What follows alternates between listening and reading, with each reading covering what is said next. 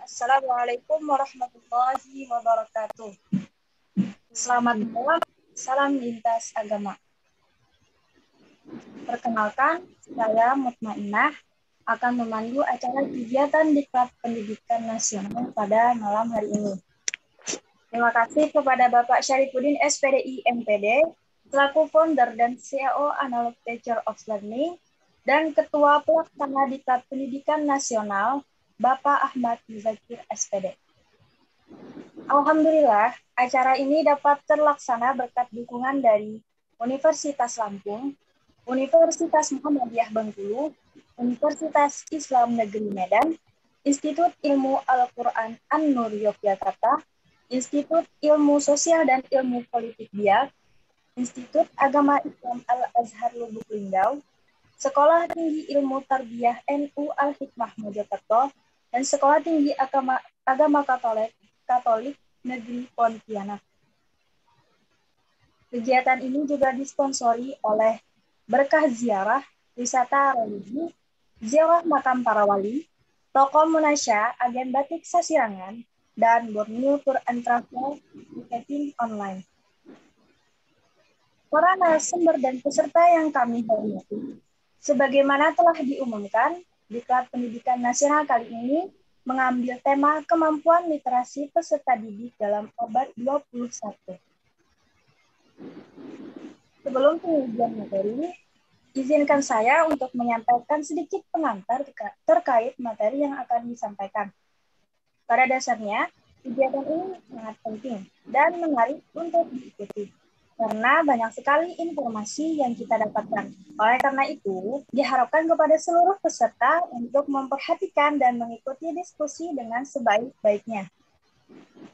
Baiklah, Diklat Pendidikan kali ini akan dibagi menjadi 2 sesi.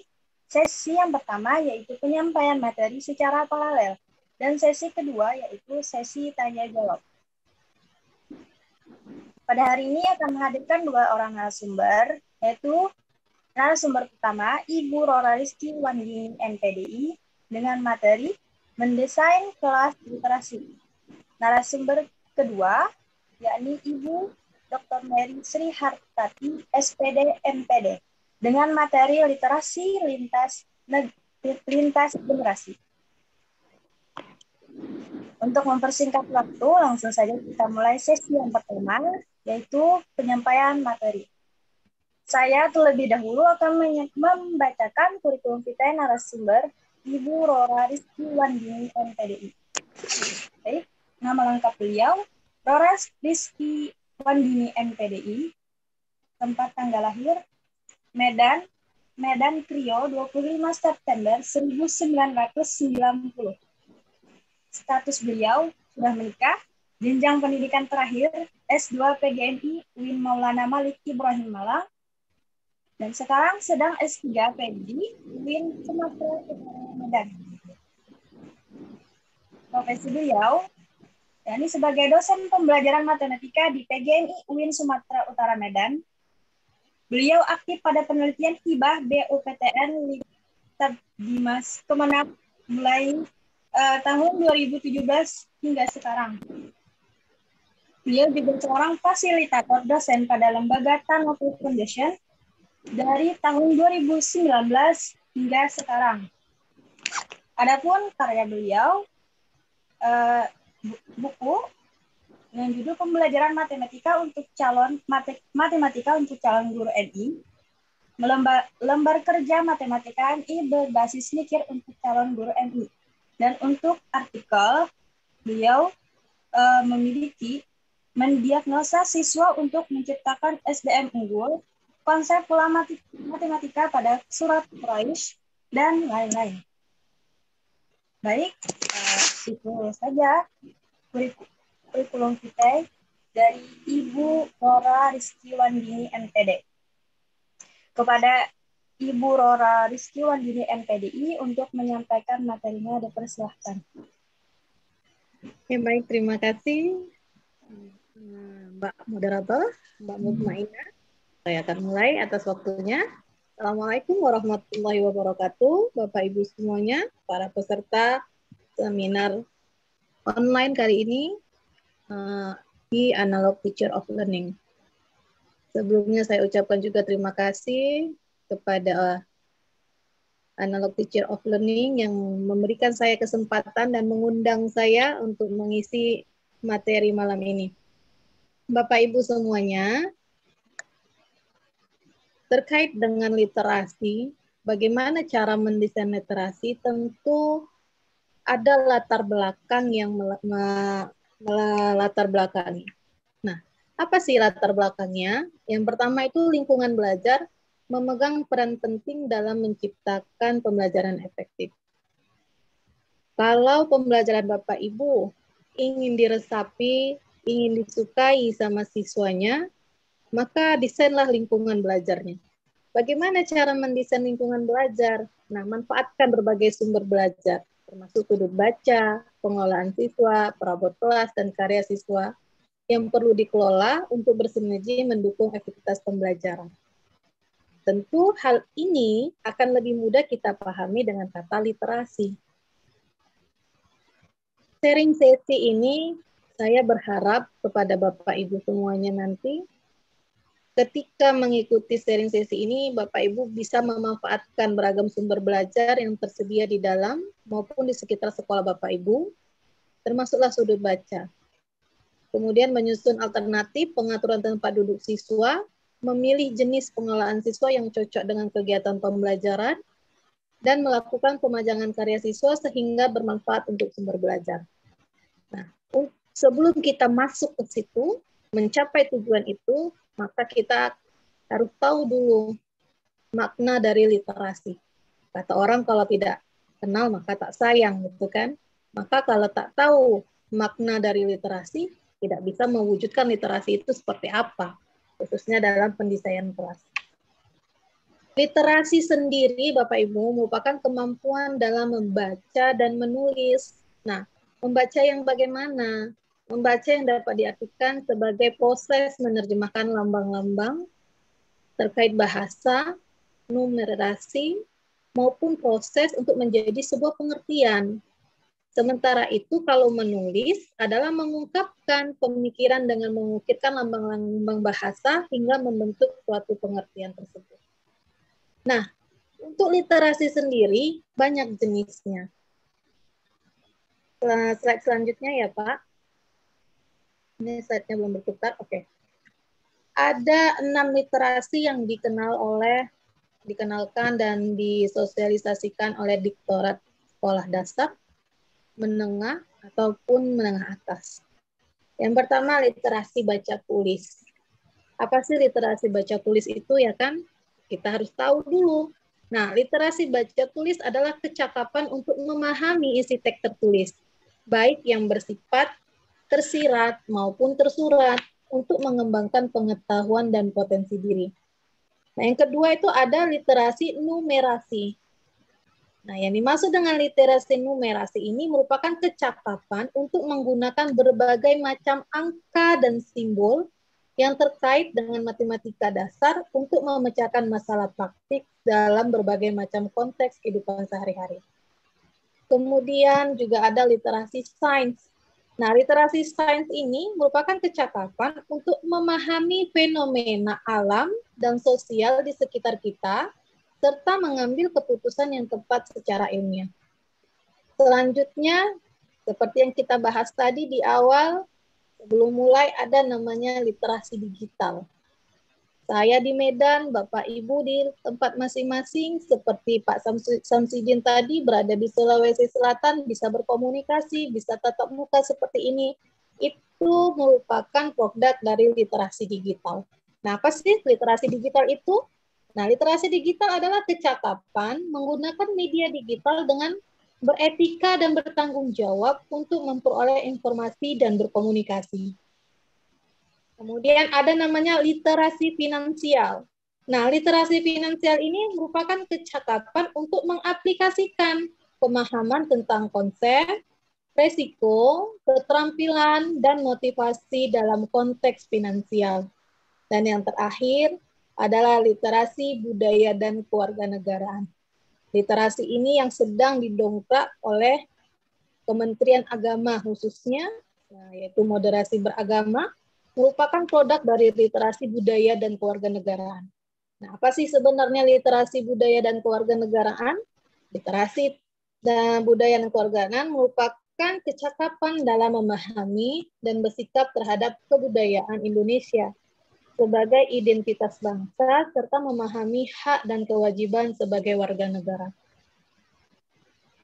Nah, setelah kita memahami konteks literasi, kita tahu jenis dari literasi, maka kita akan mudah untuk membuat faktor pendukung. Kemudian faktor apa saja yang bisa menciptakan lingkungan belajar itu efektif. Nah, salah satunya adalah mengkondisikan lingkungan fisik ramah literasi. Apa sih maksudnya ini ya kan? Ramah literasi. Sedangkan di sekolah sekarang ada ramah anak namanya, gitu kan? Nah, itu merupakan produk dari pengembangan literasi itu sendiri. Nah, kita kenal dulu lingkungan fisik ini apa. Lingkungan fisik merupakan hal pertama yang dilihat dan dirasakan oleh warga sekolah, baik guru, siswa, maupun kepala sekolah, ya kan? Kemudian seperti Bapak Sarifudin ini TU, nah itu kan termasuk dari warga sekolah. Nah, lingkungan fisik ini perlu dilihat ramahnya, kondusifnya, sehingga bisa menciptakan pembelajaran yang efektif. Sekolah yang mendukung pengembangan budaya literasi sebaiknya memajang karya peserta didik di seluruh area sekolah, termasuk koridor, kantor kepala sekolah, dan guru. Selain itu, karya-karya peserta didik diganti secara rutin untuk memberikan kesempatan kepada semua peserta didik. Nah, untuk ruang pimpinan, misalnya gitu kan, bisa juga dipasang pajangan karya untuk menunjukkan pengembangan budaya literasi. Atau di sudut-sudut sekolah, di sudut-sudut kelas bisa dibuat sudut baca. Atau di koridor sekolah bisa dibuat pajangan karya yang memang menampilkan hasil karya siswa itu sendiri. Nah, hasil karya ini memiliki standar pelayanan minimal yang ditetapkan oleh pemerintah. Ini harus dipahami oleh warga sekolah. Dengan menciptakan kondisi lingkungan fisik yang ramah literasi ini, harapannya akan terjadi pembelajaran yang efektif. Kalau udah pembelajaran itu efektif, tentu imbasnya kepada pemahaman siswa yang akan meningkat, kan? Nah, selain mengkondisikan lingkungan fisik, ada juga beberapa faktor yang lain, yaitu mengupayakan lingkungan sosial dan afektif. Nah, ini maksudnya bagaimana ya? Kita akan lihat ini. Lingkungan sosial dan afektif ini dibangun melalui model komunikasi dan interaksi. Jadi ketika Bapak Ibu nanti yang berprofesi sebagai guru atau sebagai dosen, diharapkan bangunlah komunikasi kepada siswa. Jangan ada jarak antara kita gitu rasanya ya kan, sehingga komunikasi dan interaksi yang baik itu merupakan komponen yang harus ada ketika Bapak Ibu ingin mendapatkan sebuah pengakuan atas capaian peserta didik sepanjang tahun. Nah, selain itu, lingkungan sosial, menciptakan lingkungan sosial dan afektif itu bisa melalui penghargaan. Jadi anak didik Bapak Ibu yang berprestasi ataupun yang kurang berprestasi itu bisa diberi penghargaan. Melalui apa? Melalui festival-festival buku misalnya, atau membuat lomba poster, mendongeng, melakukan karnaval tokoh dalam buku cerita. Nah, hal ini semua dilakukan untuk mewarnai literasi yang ada di lingkungan sekolah terkait dengan lingkungan sosial menjadi sebuah perayaan yang akan diperingati sepanjang tahun. Nah, ketika Bapak Ibu ingin memulai ini, bisa juga dimulai dari melakukan kegiatan di pagi hari, seperti pada saat upacara bendera setiap minggu, atau menghargai kemajuan peserta didik di segala aspek. Maksud tadi prestasi yang dihargai bukan hanya akademis gitu ya kan, tetapi non akademis juga. Nah, Hal ini juga bisa berlangsung ketika Bapak Ibu menggunakan komunikasi dan interaksi yang baik. Jangan Bapak Ibu menjudge atau mendikte siswa Bapak Ibu yang kurang mampu secara akademik dengan kata-kata yang sebenarnya tidak pantas dikeluarkan, misalnya bodoh, gitu kan? Atau belajar kamu sana, gitu kan? Malas banget belajarnya. Nah, itu hindari komunikasi yang seperti itu. Nah, faktor yang ketiga yaitu mengupayakan sekolah sebagai lingkungan akademis yang literat. Pak, ini sepertinya belum terbantu. Nah, tadi kita sudah bahas bagaimana sih menciptakan lingkungan fisik, ya kan, yang literasi, lingkungan sosial yang literasi dan afektif. Ini berkaitan dengan erat dengan lingkungan akademis. Nah, hal ini dapat dilihat dari bagaimana Bapak Ibu melakukan perencanaan pada saat mengajar. Kemudian bagaimana Bapak Ibu melakukan pelaksanaan gerakan literasi di sekolah pada saat pembelajaran yang Bapak Ibu lakukan. Nah, di sini sebaiknya ada dukungan dari sekolah untuk memberikan alokasi waktu yang cukup untuk pembelajaran literasi. Misalnya membaca nyaring selama 15 menit sebelum pembelajaran dimulai, atau membaca senyap selama 10 menit sebelum pembelajaran dimulai, atau juga menunjang kemampuan guru dan staf untuk peningkatan pemahaman tentang program literasi, misalnya mengunduh modul-modul literasi yang diterbitkan oleh Diktorat SD, SMP maupun SMA sebagai bahan bacaan yang dapat mendukung gerakan literasi di sekolah. Nah, Bapak Ibu semuanya, tadi kita sudah mengetahui apa sih pengertiannya, kemudian faktor pendukung untuk meningkatkan literasi di sekolah, dimulai dari faktor fisik, kemudian dimulai dari faktor komunikasi dan interaksi, yang terlibat dalam faktor sosial, dan yang terakhir mendukung warga sekolah untuk tetap mengakses menambah pemahaman terkait dengan literasi ini. Nah, literasi dalam lingkungan pembelajaran yang efektif itu dapat memperhatikan yang pertama keragaman sumber belajar. Nah, keragaman sumber belajar ini bisa dilihat dari mohon maaf Pak, suara saya kok mantul ya? Matikan suara laptop satunya, Bu. Sudah saya Dimut, matikan. nggak pakai loudspeaker, Bu. Kecilkan aja, Bu. Oke, sudah saya kecilkan. Oke ya, saya lanjut. Bu. Oke, saya lanjut. Nah, lingkungan belajar yang efektif itu bisa yang pertama memperhatikan keragaman sumber belajar. Jadi Bapak Ibu semua, keragaman sumber belajar itu bukan hanya buku gitu ya kan. Banyak sumber belajar yang bisa kita gunakan. Banyak sumber belajar yang bisa kita gunakan. Mohon maaf Ibu Dr. Mer. Sepertinya suara saya mantul. Bapak Ibu.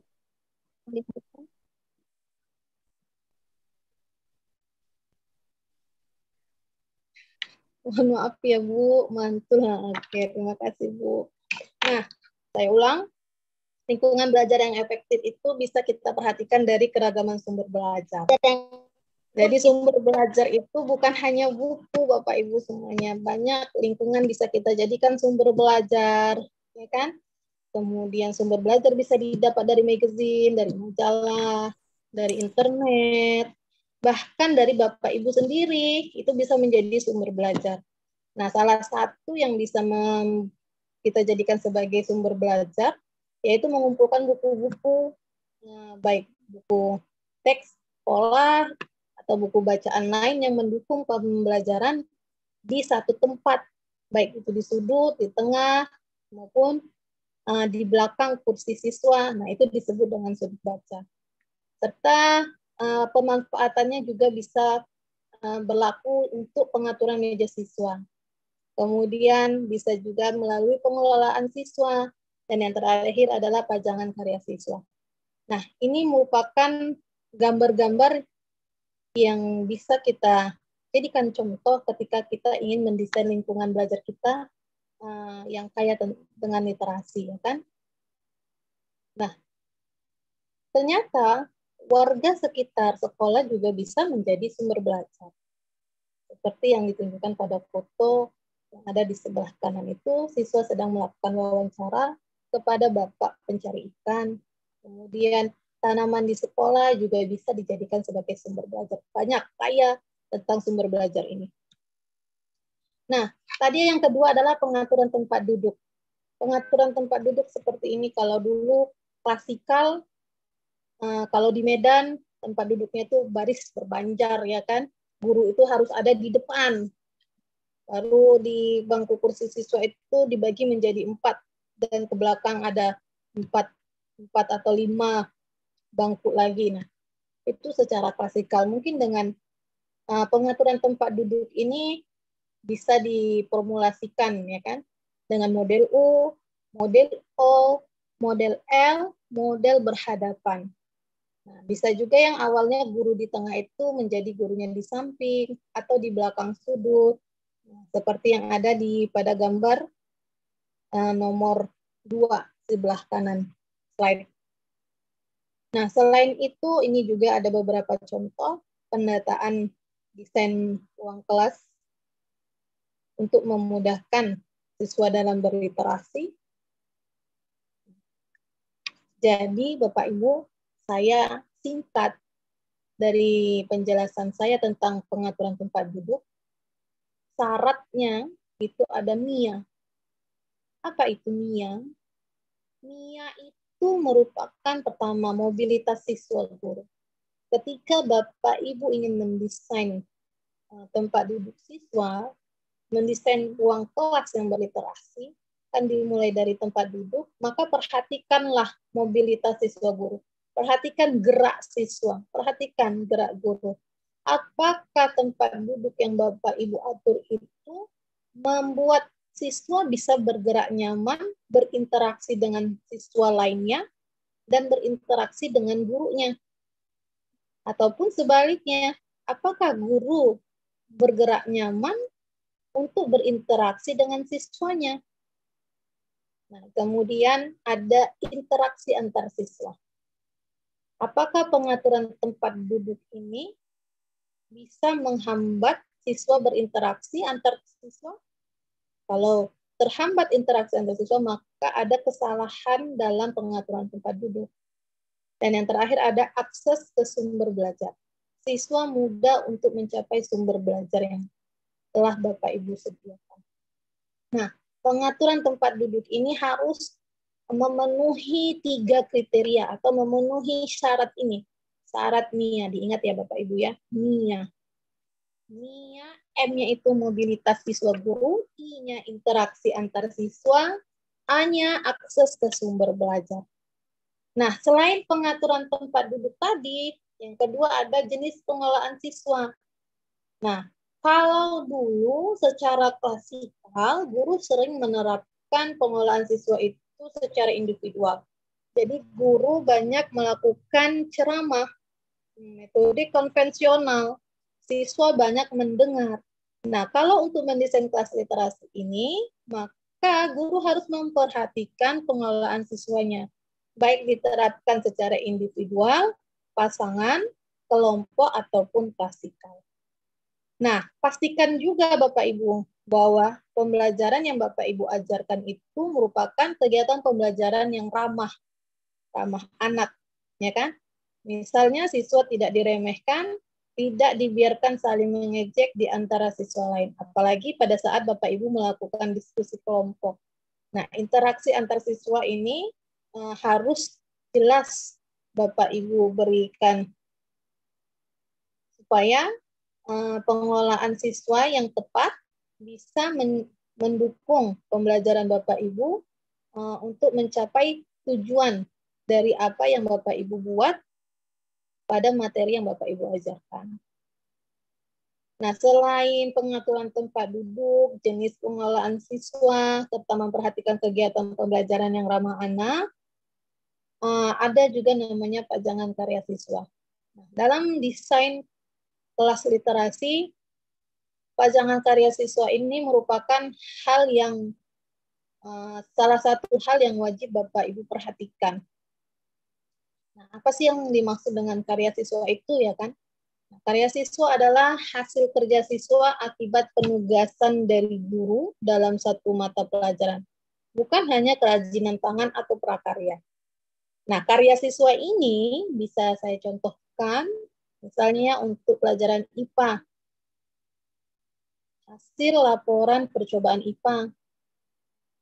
Kemudian karangan, puisi, penyelesaian suatu masalah dalam matematika, laporan hasil wawancara dalam pelajaran IPS, dan beberapa hal yang terkait pajangan siswa lainnya. Nah, tujuan dari pemajangan hasil kerja siswa ini antara lain untuk memotivasi bagi siswa yang belum baik.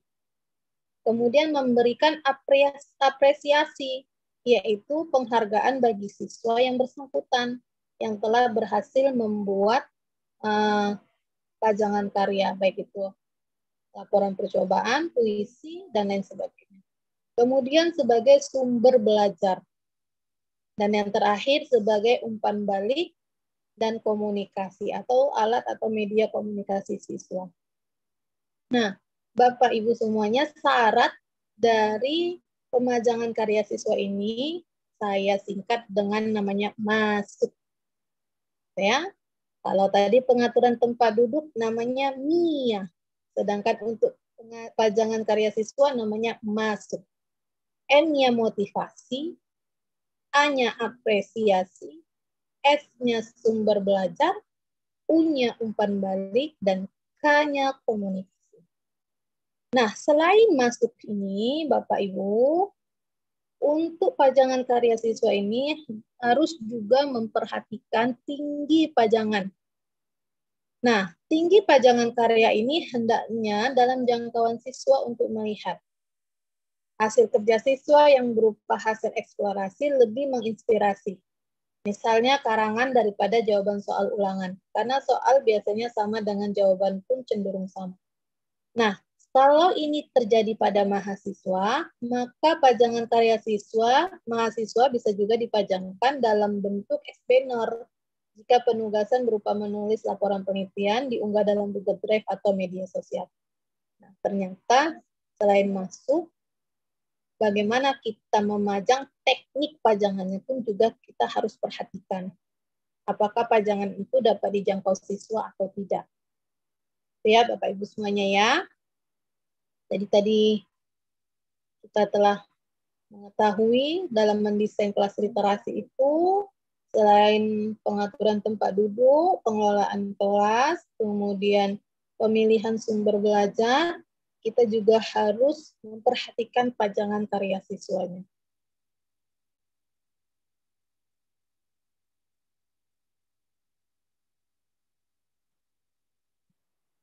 Oke, slide berikutnya, Pak.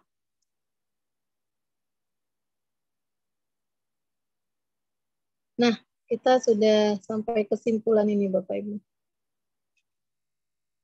Di sini saya telah memetakan bagaimana cara mendesain kelas dari ke-5 topik tadi.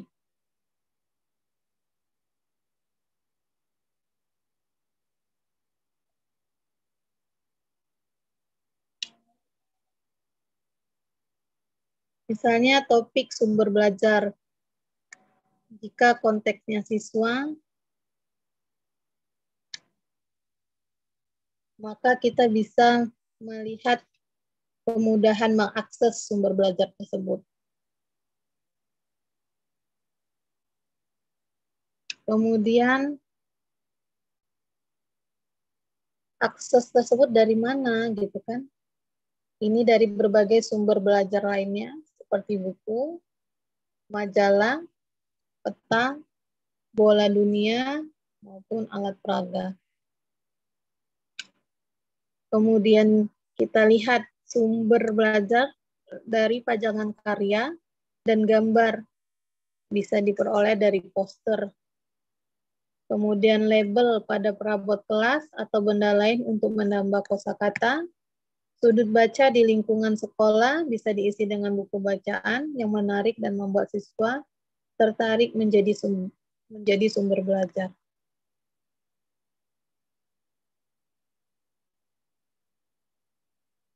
Kemudian pengelolaan kelasnya, kegiatan siswanya ada secara klasikal, contohnya adalah penyampaian informasi, tujuan pembelajaran, baik melakukan ceramah atau secara berkelompok, contohnya melakukan percobaan, atau secara berpasangan, contohnya melakukan simulasi wawancara, dan secara individu menuliskan pengalaman pribadi.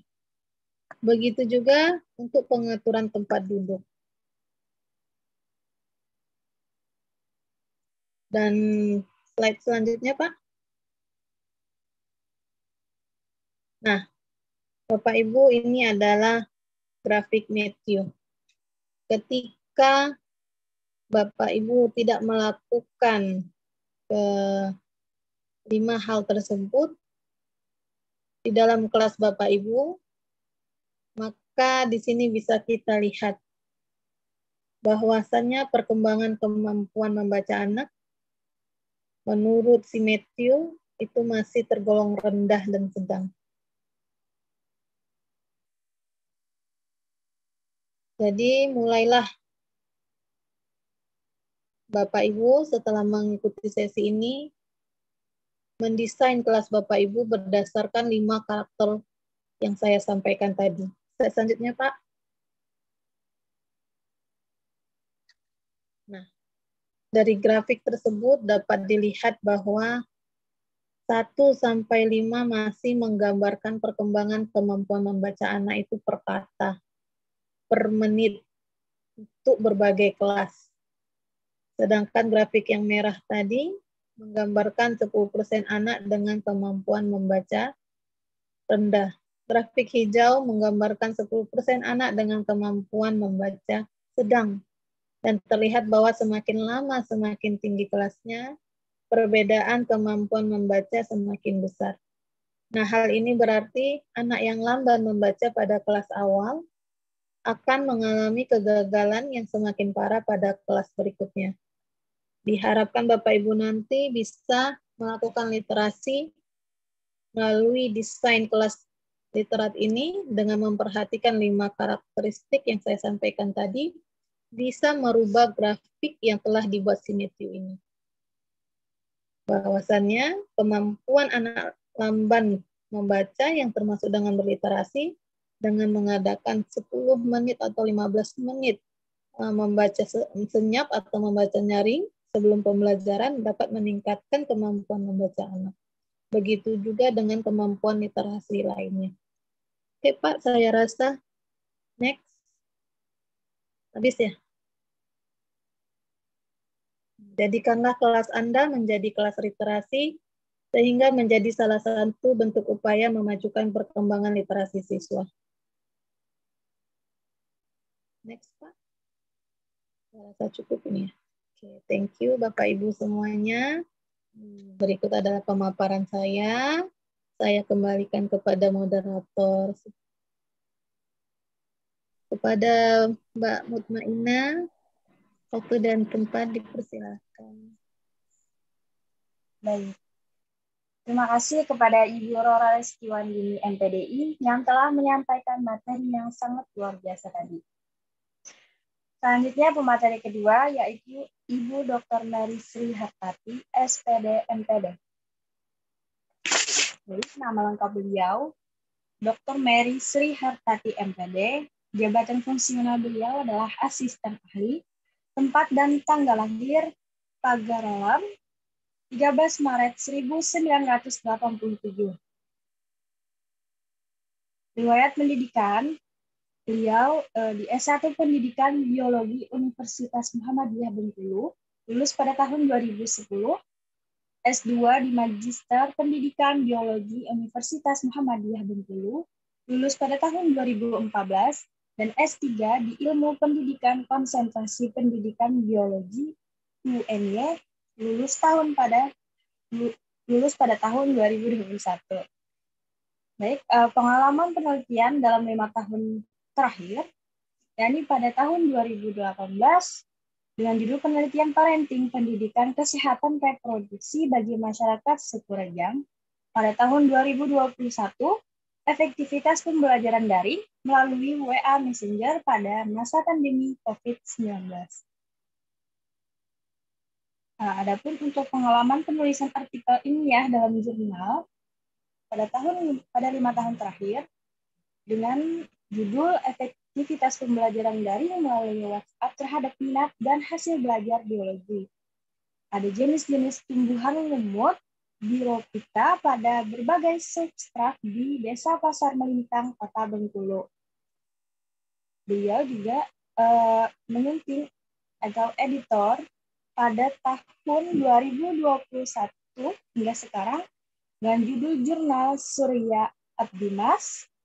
Penyelenggaranya adalah Universitas Muhammadiyah Purworejo, juga 2021 hingga sekarang dengan judul Jurnal Setawar Abdimas. Penyelenggara Universitas Muhammadiyah Bengkulu. Demikian kurikulum vitae Ibu Dr. Mary Sri Hartati SPD MTD. Kepada Ibu Dr. Mary Sri Hartati SPD MTD untuk menyampaikan materinya dipersilahkan.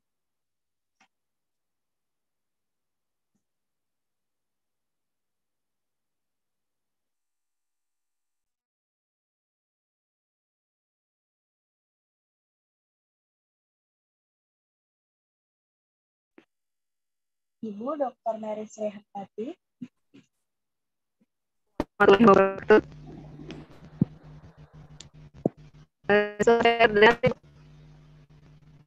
Kurang jelas, Bu. Kurang jelas ya. Ya. Bisa aja Bu lepaskan handsetnya, Bu.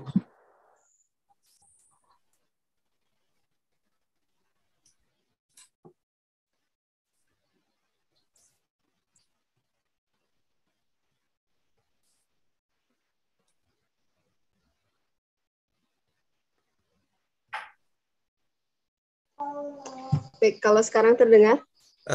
Jelas, Bu. Pak, bisa dibantu share screen? Ya, tunggu dulu ya, Bu.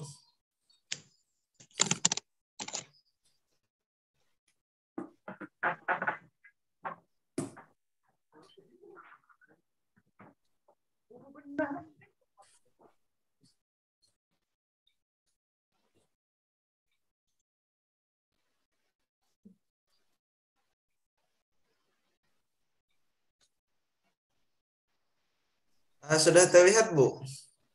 Sudah, Pak. Ya. Baik, bismillahirrahmanirrahim. Assalamualaikum warahmatullahi wabarakatuh.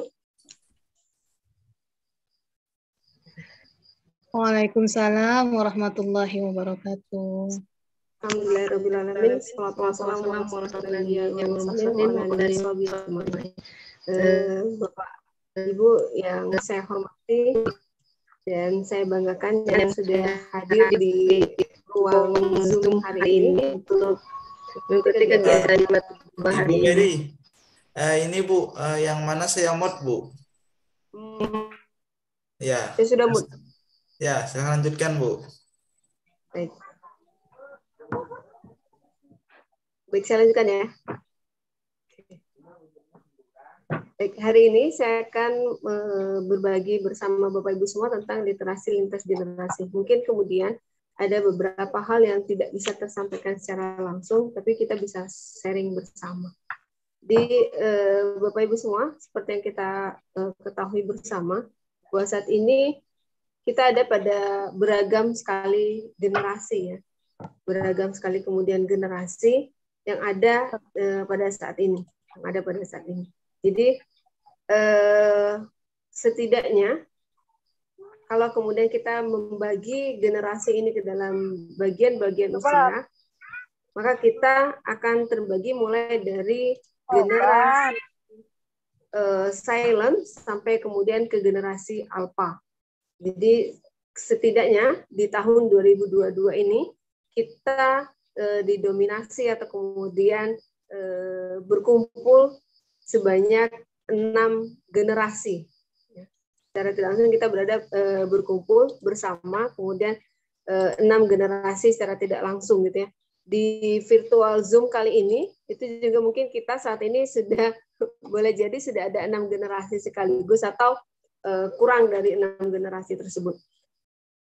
Apa saja kemudian generasi-generasi yang ada itu? Mungkin bisa next di slide selanjutnya, Bapak.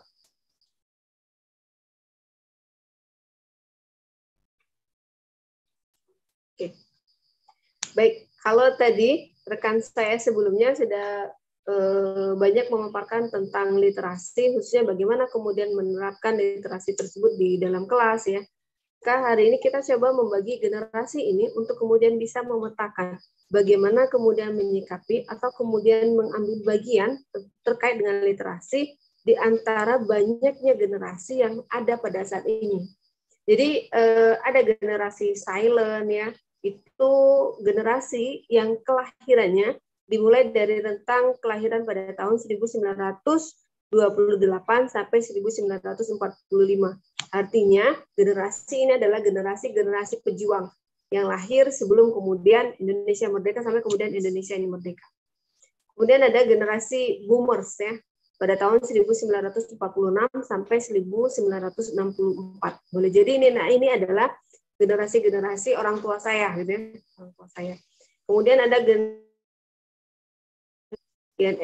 X ini kemudian mereka adalah generasi-generasi yang tahun kelahirannya pada rentang 1965 hingga 1980.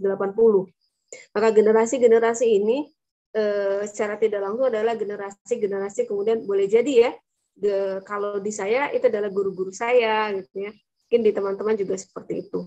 Kemudian generasi selanjutnya adalah generasi milenial. Generasi ini lahir pada tahun 1980 hingga 1995. Saat ini saya berada pada posisi generasi Y. Ya, karena rentang kelahiran saya ada pada kelompok ini, yaitu generasi Y. Generasi selanjutnya adalah generasi Z, yaitu kemudian lebih dikenal dengan generasi digital. Mereka kelahiran pada rentang tahun 1995 hingga 2010. Anak-anak ini, generasi-generasi saat ini, umumnya sudah pada fase pendidikan tinggi ya, mahasiswa. Kemudian ada generasi alpha. Generasi alpha ini adalah generasi-generasi yang lahir pada tahun setelah 2010, artinya rentang 2011 hingga tahun ini, 2022. Maka mereka disebut generasi alpha. Apa sih generasi-generasi ini gitu ya? Kenapa kemudian kita harus membahas misalnya generasi ini? Bapak Ibu yang saya hormati, kita bisa dan pasti pernah mengeneralisasi perilaku seseorang ya. Hari ini kemudian kita bisa berpikir pada saat kemudian Bapak Ibu berjumpa dengan siswa-siswi Bapak Ibu, atau kemudian Bapak Ibu bertemu dengan kemudian mahasiswa-mahasiswi Bapak Ibu di pada satu titik tertentu, kita akan kemudian bergumam dalam hati gitu, yang kayak ngebatin gitu ya. Kenapa sih mereka beda banget ya sama kita dulu gitu ya. Kita akan kemudian berujar, kita di usia yang sama dengan anak didik kita pada masa itu akan berbeda sekali karakternya dengan anak-anak didik kita yang kita jumpai pada saat ini. Jadi berbeda. Bedanya terkadang cukup jauh sekali ya. Gap ini yang kemudian muncul antara setiap generasi ke generasi. Karena rentang antara generasi yang satu ke generasi berikutnya adalah 20 tahun. Maka bayangkan kemudian kalau Bapak Ibu saat ini ada pada generasi X ya, Gen X yang lahir sebelum tahun 80, kemudian harus berhadapan dengan siswa-siswinya yang ada pada generasi alpha. Maka gap-nya sangat jauh sekali.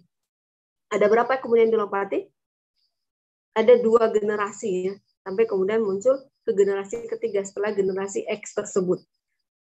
Jadi ada banyak sekali kemudian gap-nya. Ada 3 minimal kemudian gap itu muncul.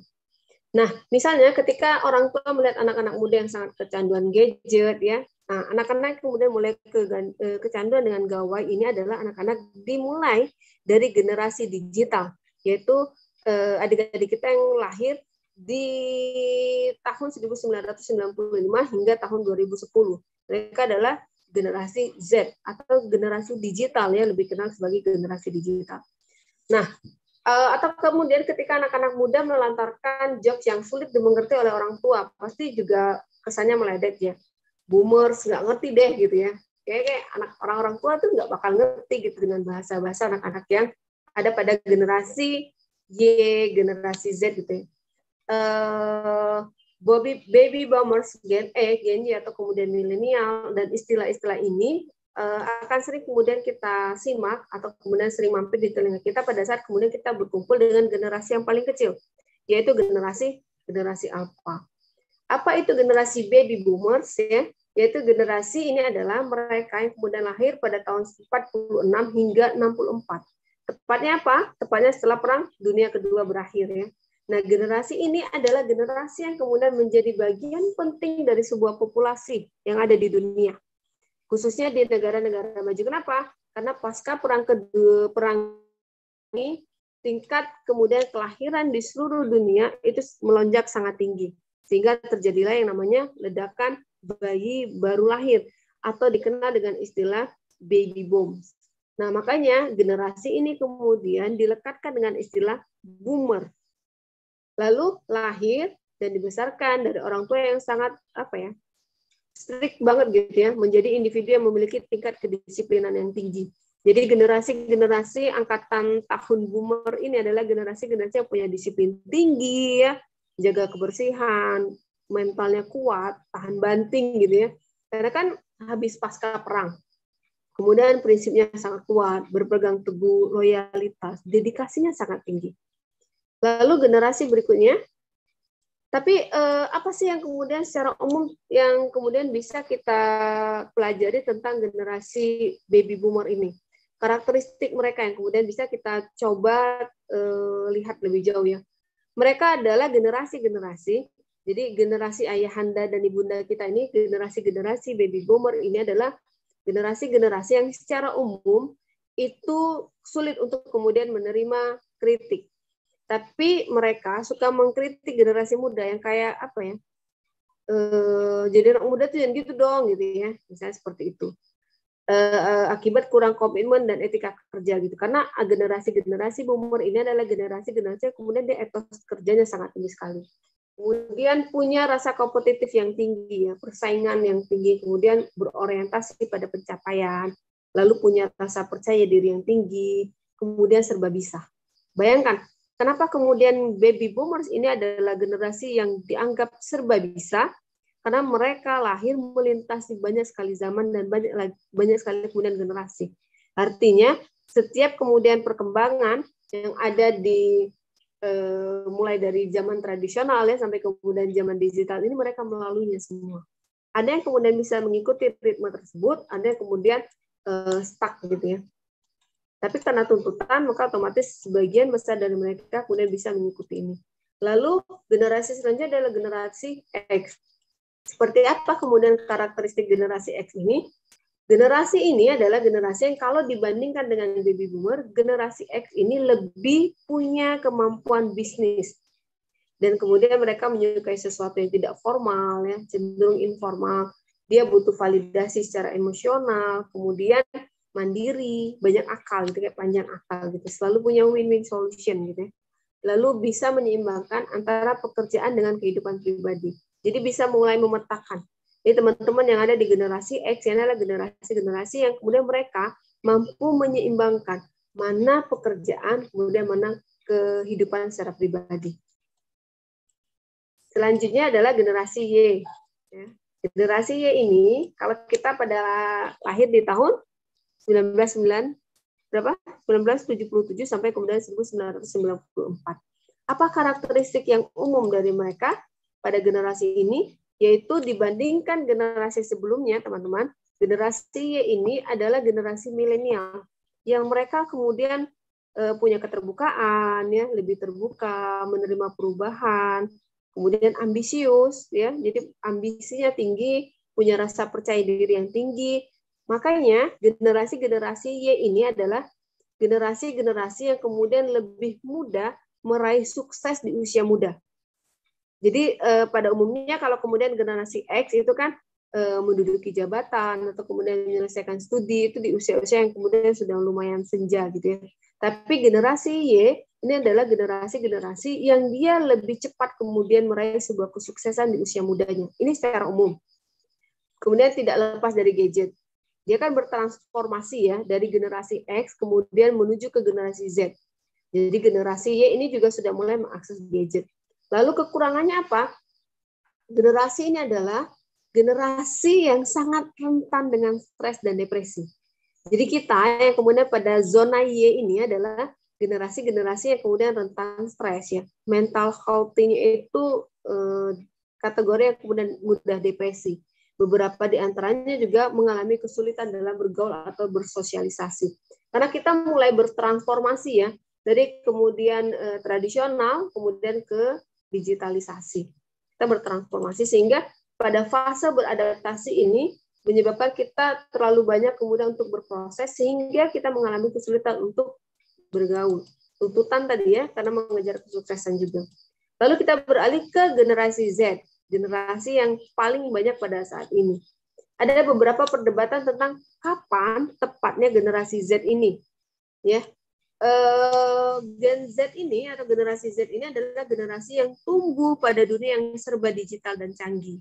Makanya generasi-generasi ini anggaplah kemudian bisa dibilang baru lahir saja sudah kenal gadget gitu ya. Nah, sebagian besar dari mereka juga telah bermain dengan gadget milik orang tua yang sejak kecil. Jadi kan teman-teman yang ada di generasi Z ini adalah anak-anak yang kemudian lahir dari generasi Y. Dan kita yang ada pada generasi Y adalah generasi yang kemudian sudah mengenal digital. Sehingga anak-anak kita dari generasi Y ini ada pada fase generasi Z sudah kemudian mengenal yang namanya gadget. Gitu ya. Jadi, namun hal tersebut tentunya membuat generasi Z punya ketergantungan yang sangat tinggi terhadap teknologi, ya, terhadap gadget. Dan aktivitas mereka di media sosial juga cukup tinggi. Mereka hampir semuanya mengakses media sosial. Baik itu kemudian media sosial yang hanya sekedar buat mereka menunjukkan diri ya, kemudian mengapresiasi diri, sampai kemudian memang mereka betul-betul memanfaatkan media sosial itu sebagai ruang-ruang edukasi atau kemudian sumber belajar buat mereka. Mereka sangat memprioritaskan popularitas. Yang penting penampilan dulu deh gitu ya. Ini adalah generasi-generasi Z. Jumlah followersnya yang kemudian mereka kejar, jumlah likes-nya gitu. Makanya generasi-generasi ini kadang yang penting tenar dulu gitu ya.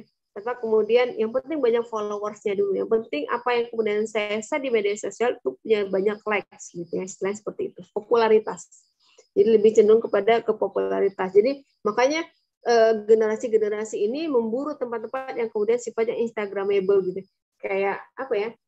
Spot-spot pengambilan foto yang kemudian bisa di-share ke media sosial. Nah, namun demikian, teman-teman semua, generasi Z ini bisa belajar tentang bagaimana pengelolaan keuangan pribadi lebih cepat dibandingkan dengan generasi-generasi sebelumnya. Jadi, teman-teman yang kemudian berada pada generasi atau zona Z ini, generasi Z ini, mereka lebih cepat kemudian paham tentang literasi uang yang kemudian sudah disinggung dengan pemateri sebelumnya. Jadi mereka juga sangat open mind ya, menerima banyak perubahan gitu. Lebih karena ruang digital ini mereka miliki lebih luas sekali aksesnya ya. Jadi mereka kemudian bisa mengakses tidak hanya kemudian lingkungannya lokal, nasional, tapi juga internasional. Jadi mereka open mind, menerima perubahan dengan sangat cepat sekali. Apa sih karakteristiknya? Mereka adalah generasi muda yang gampang untuk berbaur sekaligus bersosialisasi dengan sekitarnya. Mereka melek teknologi, kemudian mengakses informasi yang diinginkan. Karena melek teknologi juga, generasi ini lebih cepat dalam mempelajari hal-hal yang sifatnya baru. Kemudian punya lingkungan yang memberi mereka ruang untuk tumbuh dan lebih kreatif. Makanya banyak sekali generasi Z ini yang mengincar startup untuk berkarir. Lalu saya akan sedikit menyinggung generasi Alpha sebelum kemudian bergeser ke slide selanjutnya ya Pak. Jadi tetap di slide itu. Jadi generasi alfa ini dikenal sebagai anak-anak yang kemudian milenium, bukan milenia ya, tapi milenium. Nah, generasi ini adalah generasi termuda pada saat ini. Mereka adalah individu-individu yang kemudian tahun kelahirannya dimulai di tahun 2011 hingga detik ini ya, hingga tahun 2025, 3 tahun kemudian. Bagaimana kemudian karakteristik adik-adik pada generasi alfa ini? Mereka secara umum punya potensi untuk membawa pembaruan bagi kehidupan sosial dan memajukan masyarakat. Karena apa? Karena mereka sudah lahir di zaman yang serba canggih ya. Lalu punya pemikiran dan opini yang lebih kuat dan tidak suka dibatasi dengan aturan. Jadi mereka cenderung menyukai kebebasan, tidak suka kemudian diatur dalam hal-hal tertentu ya. Karena selain kemudian mereka lebih punya warisan tentang popularitas dari generasi sebelumnya, jadi mereka lebih cenderung tidak suka dengan aturan yang terikat. Lalu mereka adalah generasi-generasi yang senang berinovasi. Bapak Ibu bisa lihat kemudian anak-anak pada generasi alfa adalah generasi-generasi yang mereka kemudian imajinasinya tuh tidak bisa kemudian ini ya, tidak bisa kemudian kita terka gitu ya. Jadi di luar ini.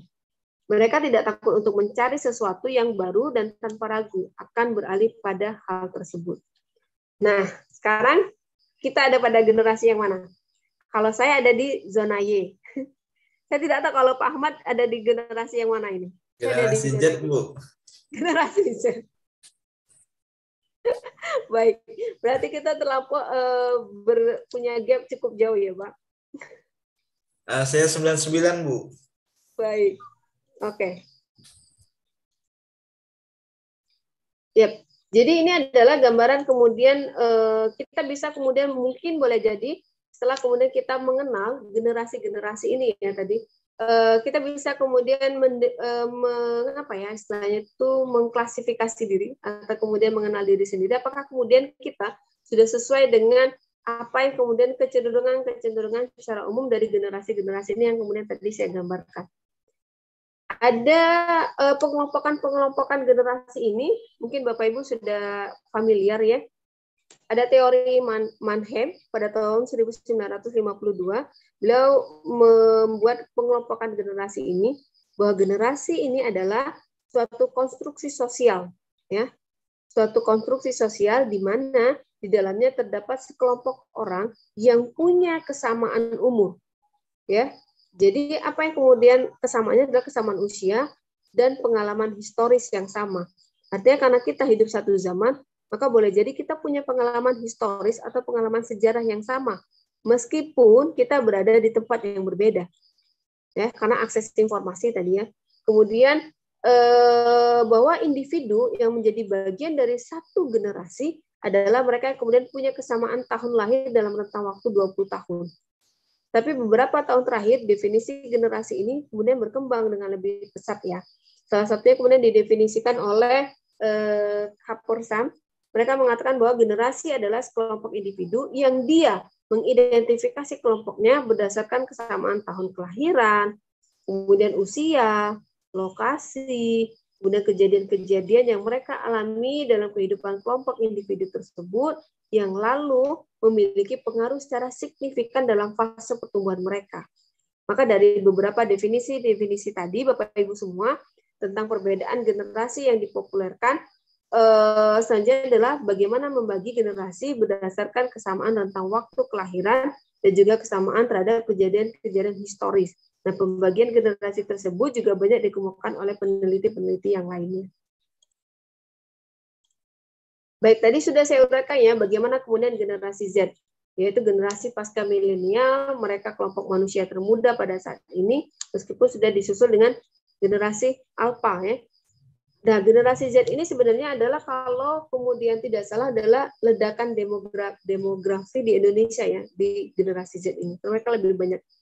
Bagaimana kemudian kita coba mengenal lebih jauh generasi Z ini?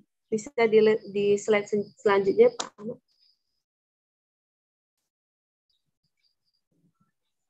Baik, mengenal generasi Z ini di Indonesia ya adalah akses informasinya. Mereka memilih media sosial, jadi cenderung lebih memilih media sosial dalam mengakses informasi. Rata-rata mereka mengakses internet 3 sampai 5 jam dalam satu hari. Jadi kecenderungan mereka berada atau bersama dengan gadgetnya itu lebih lama, ya 3-5 jam. Bagaimana fashionnya? 90% mereka membeli produk di mall ya. Kemudian 70%-nya memutuskan sendiri merek yang kemudian akan mereka beli. Ini adalah generasi Z. Apa yang kemudian dihadapi oleh kita sebagai orang-orang yang kemudian berkecimpung dalam dunia pendidikan? Beragam kendala yang kemudian dihadapi oleh generasi Z adalah yang pertama, apa yang menjadi kendala guru dalam menghadapi generasi Z. Kemudian, apa yang sudah dilakukan guru dalam menghadapi generasi Z. Mari kita lihat bersama. Jadi Bapak Ibu semua, generasi Z ini adalah generasi yang mereka tidak bisa lepas dari handphone. Kemudian mereka tidak bisa fokus karena selalu main handphone. Lalu mereka adalah generasi yang antisosial, ya, adalah generasi yang antisosial. Kemudian tahu banyak tapi sedikit. Mereka mengenal banyak tapi sedikit. Jadi cenderung kita bisa kayak berujar kayak sok tahu gitu ya. Kemudian mereka adalah dekat secara fisik tapi jauh secara emosi. Ya, jadi mereka dekat secara fisik tapi jauh secara emosi. Artinya kita duduk bareng-bareng, tapi kemudian duduk bareng dengan handphone masing-masing. Artinya fisiknya mendekat, tapi secara emosi tidak. Kita generasi yang dia cuek, ya masa bodoh gitu, tidak hangat. Lalu suka menyepelekan dan impulsif, suka ngeyel gitu ya, suka jawab. Kalau kita nasihatin gitu kayak langsung nyamber ngejawab dan kecepatan mengetahui informasi. Maka kata kuncinya adalah pada menghadapi generasi Z adalah gurunya murid adalah guru, ya, gurunya murid adalah guru, gurunya guru adalah murid. Artinya pada saat kemudian menghadapi generasi Z ini, ya kita belajar juga dari muridnya, kemudian muridnya juga belajar dari gurunya. Gurunya murid adalah guru, gurunya guru adalah murid. Makanya kemudian pembelajaran yang kemudian diterapkan atau proses di slide selanjutnya Bapak. Oke, kalau kemudian proses pembelajaran pada generasi Z ini lebih ditekankan pada dasarnya adalah pembelajaran berbasis pada siswa. Sebelum ini tadi Bapak. Oke. Baik, bagaimana kemudian cara kita berinteraksi dengan generasi Z? Yang pertama adalah kita terbuka. Bagaimana ya kita kemudian bersifat terbuka, kemudian memberi penghargaan, ya, karena mereka suka sekali kemudian diberi apresiasi. Mereka tuh generasi-generasi Z ini suka diapresiasi, tapi kemudian agak susah untuk dikritisi. Mereka harus punya pendekatan-pendekatan khusus. Lalu simpati dan empati, membuat model pembelajaran yang menarik. Ya. Kenapa kemudian harus membuat model pembelajaran yang menarik? Karena adik-adik yang kemudian ada pada fase dan zona generasi Z ini, mereka kan sangat melek digital. Jadi ketika kemudian kita tidak bisa menarik perhatian mereka di menit pertama pada saat kemudian proses pembelajaran berlangsung, mereka akan mengabaikan kita karena mereka berpikir bahwa mereka bisa mengakses informasi itu di digital. Lalu kemudian menjadi role model buat mereka. Jadi membuat pertanyaan terbuka, berinteraksi, kemudian target yang akan dicapai disesuaikan, lalu bersikap mengayomi ya, memposisikan diri sebagai seorang teman. Memang agak susah ini ya, simpati, empati gitu ya. Lalu membuat model pembelajaran menjadi role model. Bagaimana kemudian kita menampilkan perilaku yang relevan dengan apa yang kemudian mereka pada zaman mereka saat ini. Apa yang kemudian kita bisa ambil bagian pada generasi Z ini? Yang pertama adalah kita membimbing. Bagaimana kita melakukan proses pemberian layanan bantuan kepada siswa untuk mengantarkan siswa-siswi ini menemukan dan mengasah potensinya, meningkatkan keterampilan, menambah wawasan, memberikan informasi karir, dan lain sebagainya. Misalnya, kita memberikan pengumuman di posting di website, di sosial media, sekolah, media artistik, dan sebagainya. Karena kenapa? Karena literasi pada generasi Z ini adalah literasi media sosial. Ya, literasi tadi kan berada pada membaca dan menulis. Ya, secara sempitnya seperti itu ya. Jadi kemampuan membaca dan juga menulis. Maka generasi-generasi Z ini adalah generasi-generasi yang dia medsos atau kemudian media sosial. Sehingga ada baiknya kemudian kita yang menjadi pengajar untuk mereka juga memanfaatkan media sosial ini untuk sumber memberikan informasi. ya melalui website, sosial media sekolah, media artistik, sehingga sekolah perguruan tinggi juga dituntut untuk menyediakan website sebagai bahan yang bisa dirujuk oleh siswa, mahasiswa untuk mengakses informasi, mulai dari pengumuman penerimaan siswa baru, ya pendaftaran siswa baru, informasi tentang ujian sekolah, gitu, kemudian jadwal kelas dan lain sebagainya. Kenapa? Karena mereka memang lebih sering dan cenderung mengakses media sosial.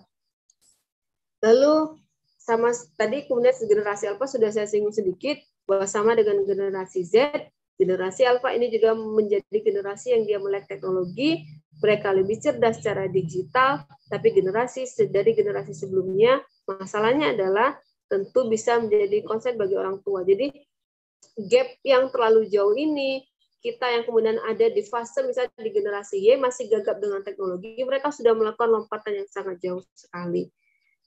Apa yang kemudian bisa kita ambil bagian kalau kemudian disinggungkan dengan literasi lintas generasi adalah generasi sebelum generasi Y tadi, ya, generasi yang sebelum di generasi Y, kemudian teman-teman yang ada di generasi X, itu sebagian besar mereka sudah bisa kemudian mensejajarkan, ya, untuk bisa mengakses informasi, ya, di generasi X untuk bisa mengimbangi pada generasi alpha ataupun generasi Z. Walaupun tentu kita harus menyediakan waktu khusus untuk belajar lebih banyak. Mungkin itu Pak Ahmad yang bisa saya sampaikan. Terima kasih. Lebih dan kurangnya. Assalamualaikum warahmatullahi wabarakatuh. Waalaikumsalam warahmatullahi wabarakatuh. Baik, terima kasih kepada Ibu Dr. Marisri Hartati, SPD MPD, yang telah menyampaikan materi yang sangat luar biasa tadi. Demikian pemaparan materi yang telah dibawakan oleh kedua pemateri kali ini. Selanjutnya akan membuka sesi tanya-jawab. Selain itu, untuk link presensi atau absensi telah dikirimkan melalui kolom chat Zoom dan kolom live chat pada YouTube. Baiklah, langsung saja kita mulai sesi tanya-jawab. Dipersilahkan kepada 3 atau orang peserta yang ingin bertanya, dan yang ingin bertanya silakan hand raise atau angkat tangan. Selain itu juga bisa bertanya melalui kolom chat Zoom dan live chat YouTube. Silakan Bapak Ibu jika ada yang ditanyakan.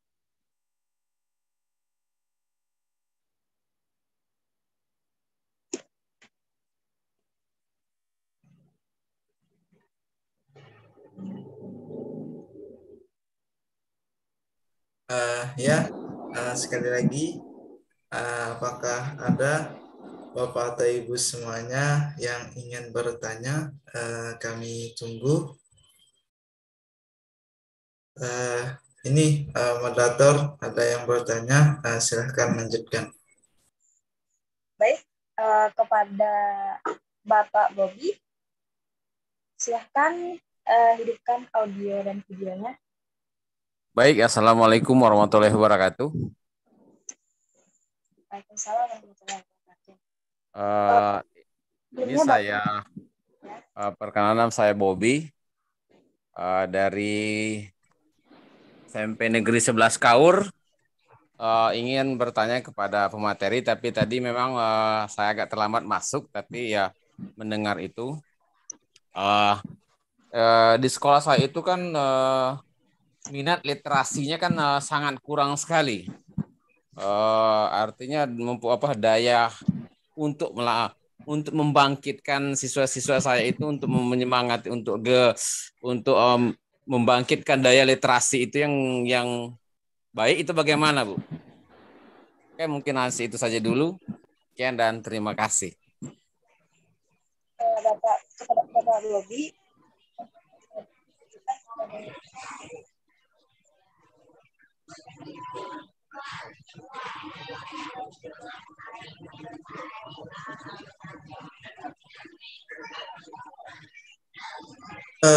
Bisa diulang Ibu Bermainah, suaranya hilang tadi, Bu.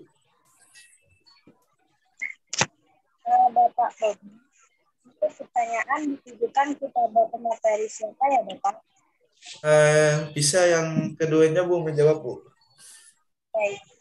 Silakan yang untuk yang pertama kepada Ibu Rizky MPDI. Silakan Ibu. Oke, baik. Terima kasih kepada Bobby. Tadi pertanyaannya, bagaimana cara meningkatkan literasi siswa di sekolah Bapak gitu ya? Yang pertama Bapak, kita terkait dengan materi nanti mungkin akan dijelaskan sama Bu Mere, ini lebih jelas ya. Ya kan Bu? Nah, kita lihat dulu karakteristik siswa Bapak itu seperti apa. Nah, terkait dengan tadi literasi lintas generasi ya, termasuk generasi lintas apa. Kalau sekarang mungkin yang terakhir ya Bu ya, literasi apa ya, siswa Z ya, yang tidak bisa lepas dari gadget gitu ya kan. Kemudian yang dia lebih fokus kepada popularitas gitu, kalau tidak salah nanti dijelaskan langsung dengan Bu Mary. Nah, itu dulu kita lihat karakteristiknya. Kemudian yang pertama tadi, Bapak bisa mungkin mendesain dengan cara memperbanyak sumber belajar, Pak. Ya, mendesain kelas literasi, perbanyak sumber belajar. Nah, sumber belajar tadi itu bisa disesuaikan juga dengan apa yang menjadi ketertarikan anak gitu. Tidak melulu menggunakan buku teks, gitu ya. Tidak melulu menggunakan buku teks yang banyak deskriptif. Bisa juga diselingi dengan sumber belajar yang menggunakan buku tetapi lebih didominasi oleh gambar. Misalnya buku komik. Nah, nanti kalau Bapak mau lihat karya saya bisa dicari di Google Scholar saya terkait dengan komik pembelajaran tematik untuk tema membaca. Nah, itu juga bisa dijadikan salah satu solusi untuk meningkatkan literasi terkait dengan membaca. Nah, selain dari sumber belajar tadi, ada pengaturan tempat duduk, Pak, gitu kan, perhatikan pengaturan tempat duduknya, terkait dengan NIA dan masuknya. Kemudian perhatikan juga bagaimana pengelolaan siswanya ketika belajar, apakah dia secara klasikal, individual, berpasangan, atau berkelompok. Kemudian juga perhatikan pajangan-pajangan karya. Banyaklah Bapak buat pajangan karya siswa. Kemudian Bapak pajang di koridor sekolah, kemudian bisa di kelas, bisa di taman, baik itu terkait dengan literasi yang berbentuk simbol, gambar, maupun literasi numerasi, maupun literasi sains. Tadi ada macam jenis literasi yang bisa Bapak ambil salah satunya, kemudian Bapak berilah apresiasi kepada siswa yang telah berhasil melaksanakan itu. Nah, selain itu, Bapak bisa juga minta dukungan kepala sekolah ataupun warga sekitar, rekan kerja, untuk memberikan waktu mungkin 15 menit atau 10 menit melakukan baca senyap, gitu kan? Atau melakukan membaca nyaring sebelum pembelajaran. Atau bisa juga dilakukan pada saat upacara. Nah, upaya-upaya yang demikian, insya Allah nanti bisa meningkatkan ketertarikan siswa untuk berliterasi, gitu ya Pak. Dan terkait dengan generasi lintas literasi tadi itu nanti mungkin akan dijawab sama Bu Mary ya, pemateri selanjutnya. Silakan saya kembalikan kepada moderator. Baik, terima kasih Ibu Rizky Wandani atas jawabannya tadi. Nah, selanjutnya silakan kepada Ibu Dr. Mary Sri Hartati SPD MPD untuk menjawab pertanyaan dari Bapak Bobby tadi. Silakan Ibu. Baik, terima kasih Mbak. Ya, terima kasih Pak Bobby atas pertanyaannya. Menarik sekali memang. Sebelum kemudian saya meresum atau kemudian merangkum materi malam ini, saya juga wawancara singkat kepada beberapa generasi ya, artinya beberapa lintas generasi. Persoalannya adalah generasi saat ini yang paling banyak atau ledakannya adalah pada generasi Z, ya, ada pada generasi Z, kemudian generasi Alpha. Jadi kalau generasi Alpha ini kan kelahiran 2011, mereka rata-rata ada pada posisi kelas 6 SD ya, kelas 6 SD di paling tinggi ya. Kalau kemudian generasi Alpha kan dimulai dari 2011, artinya mereka paling tinggi ada di jenjang pendidikan SD kelas 6. Atau mungkin kalau mereka ikut akselerasi, mereka ada di kelas 1 SMP. Kemudian generasi yang paling banyak adalah generasi Z, yang ada dilahir 1995 sampai 2010. Persoalannya yang kemudian dihadapi dunia pendidikan saat ini adalah generasi Z, kemudian generasi Alpha, ini adalah generasi-generasi yang mereka minat bacanya memang rendah. Ya, jadi mereka itu membaca karena butuh yang pertama. Butuh dalam artian kenapa mereka merasa butuh? Karena harus buat tugas gitu ya. Diberi tugas oleh guru, kemudian mereka harus cari referensi, baru kemudian membaca. Artinya tidak ada kemudian di generasi ini secara umum ya, tapi akan tetap kita temuin generasi yang ada pada generasi Z dan juga ada pada generasi Alpha. Ini adalah generasi-generasi yang kutu buku kita akan temukan meskipun mereka langka. Tapi secara umum generasi ini adalah generasi yang kemudian membaca itu karena butuh, ya. Kemudian membaca karena minat, misal dari judulnya, kemudian dari ceritanya. Nah, generasi ini adalah generasi-generasi yang kemudian mereka lebih suka membaca kisah-kisah kayak fiksi gitu ya, novelis yang kemudian berkaitan dan berhubungan dengan rasa, ya. Jadi generasi Z ini biasanya generasi melo. Kenapa? Bapak Ibu kemudian boleh kemudian mencoba untuk kemudian flashback bagaimana kemudian lagu-lagu pada generasi Z ini lahir ya, atau kemudian banyak lagu-lagu yang kemudian muncul di awal tahun 95 sampai 2010 sampai kemudian generasi yang saat ini 2011 sampai 2025 ini adalah lagu-lagu yang sifatnya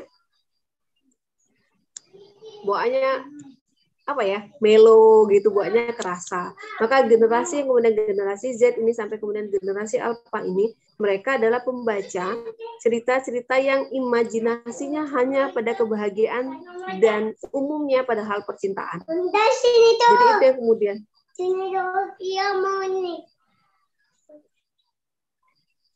Ya, jadi ada pada generasi ini. Bagaimana kemudian menumbuhkan minat bacanya pada generasi yang ada pada fase generasi Z dan ada pada fase generasi Alpha. Mereka akan kemudian tumbuh minat bacanya, pertama karena ingin, tadi dipaksa ya, dan tuntutan menyelesaikan tugas. Yang kedua karena tertarik, sehingga buku-buku yang kemudian tampilannya menarik, kemudian dia ringan, itu adalah buku-buku yang kemudian akan mereka akses dan akan mereka baca. Begitu juga kemudian modulnya, misalnya bukunya adalah buku-buku yang kemudian penuh dengan gambar. Jadi ada visual apa ya? Saya seperti ini. Buku ini menarik gitu ya. Tapi apakah kemudian akan menarik untuk generasi ini? Tidak. Buku ini menarik menurut saya. Karena ada pada fase yang kemudian menceritakan rentang cerita dalam kisah buku ini adalah tentang pada usia saya. Lalu coba kita lihat pada buku ini. Kira-kira siapa yang akan baca buku ini? Kapan kemudian mahasiswa baca buku ini? Mahasiswa akan baca buku ini ketika dosennya memberi tugas, ya. Dan dosennya memberi tugas. Apakah semua mahasiswanya akan membaca buku? Tidak. Apakah kemudian semua mahasiswa yang kita beri tugas akan berkunjung ke perpustakaan? Tidak juga. Karena mahasiswa akan lebih sering dan lebih suka mengakses informasi yang ada di digital. Ya, jadi mereka akan lebih bertanya pada Google, mereka akan lebih bertanya pada YouTube, gitu ya. Bahkan mungkin akan bertanya juga kepada Facebook, misalnya seperti itu. Jadi artinya apa yang kemudian bisa kita lakukan untuk menjembatani rendahnya literasi atau rendahnya minat baca mahasiswa yang ada kemudian pada generasi saat ini. Pertama tentu memberikan tugas, tapi tugasnya mungkin lebih pada bagaimana ketika anak-anak ini kita desain untuk menyelesaikan tugas, mereka harus membaca lebih banyak. Jadi misalnya tadi ya, di akhir slide saya, bagaimana kemudian kita merumuskan pertanyaan untuk generasi ini. Mulai dari menyusun pertanyaannya, seperti itu ya, menyusun pertanyaannya, sehingga dari satu pertanyaan itu membuat mereka berpikir lebih panjang dan mengakses informasi lebih panjang. Oke. Kemudian selanjutnya adalah tentu menyuguhkan atau menghadirkan buku-buku yang kemudian menarik. Saya pernah berkunjung ke beberapa sekolah, ya, karena terkait kemudian dengan ujian magang sarjana calon guru atau FKIP. Saya berkunjung ke perpustakaan-perpustakaannya, kemudian saya melakukan dialog atau diskusi dengan penjaga perpustakaan. Saya tanya, apakah kemudian siswa-siswinya suka ke perpus? Maka jawabannya tidak, kecuali kalau ada tugas bahasa Indonesia, gitu ya. Jadi perpustakaannya hening, kosong, gitu ya, bukan hening karena ada yang membaca di dalamnya, tapi karena kosong. Padahal buku-buku yang kemudian ada di perpustakaan itu, kemudian desain perpustakaan sudah sangat-sangat, kalau saya senang sekali kemudian duduk di perpustakaan itu dengan desainnya yang cantik, gitu ya. Kemudian buku-buku yang dihadirkan juga buku-buku baru, yang baru datang juga dari Gramedia langsung bahkan, ya. Tapi siswa tidak punya kecenderungan dan ketertarikan untuk berada, bahkan kemudian duduk sekedar ngadem di perpustakaan itu juga tidak begitu minat. Saya juga berdiskusi dengan beberapa mahasiswa yang kemudian mereka alumni dari pondok pesantren. Saya juga mengorek informasi apakah kemudian disediakan waktu khusus ketika di pesantren untuk membaca, apakah kemudian pesantren memfasilitasi ya adik-adik ini untuk kemudian membaca. Mereka jawab pondok pesantren memfasilitasi, bahkan pesantren menyediakan perpustakaan yang dua, ya. Jadi perpustakaan umum, kemudian perpustakaan kitab-kitab. Apakah kemudian siswa-siswinya kemudian mengakses? Apakah santrinya kemudian mengakses dan berkunjung ke perpustakaan? Maka mereka jawab, kami berkunjung, Ibu. Tapi tentu tidak semuanya punya minat ke sana. Ya, kecuali kemudian ya itu tadi balik-balik lagi karena ada tugas dan lain sebagainya. Ya, jadi seperti itu.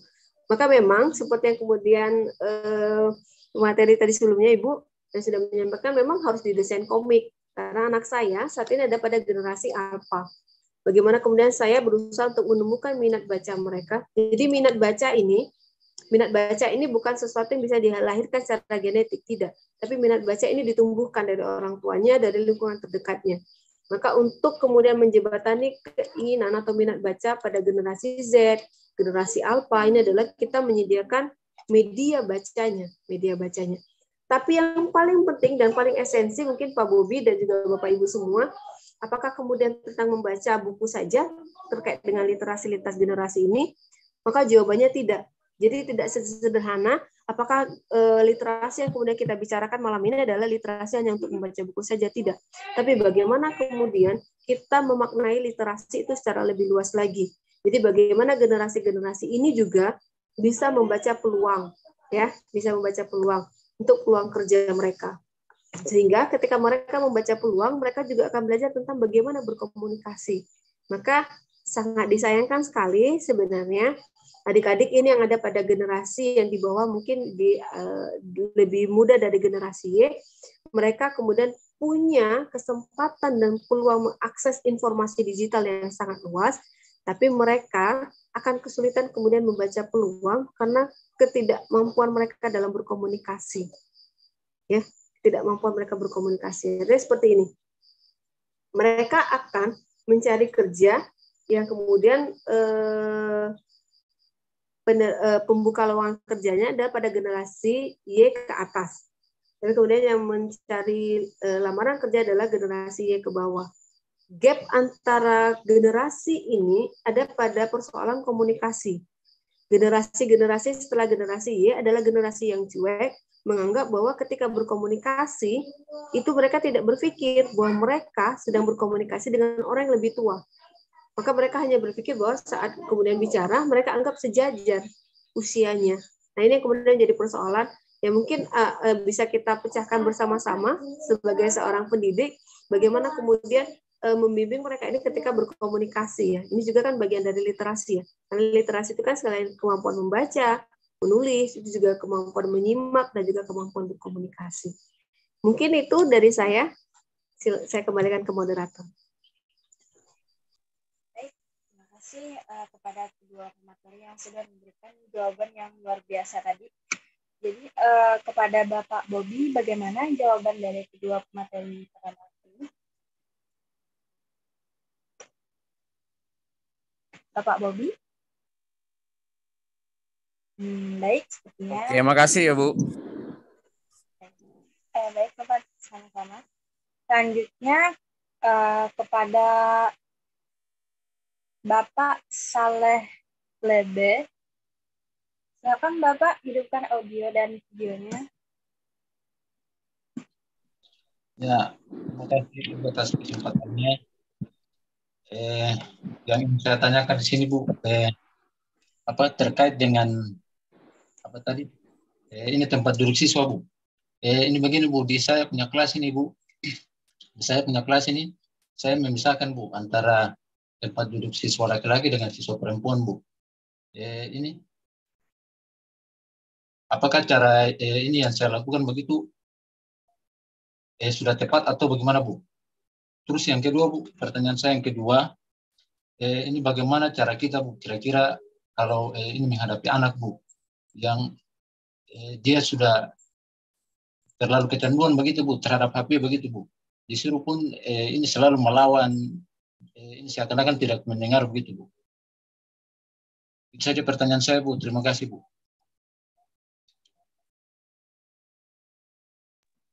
Baik, terima kasih atas pertanyaannya Bapak.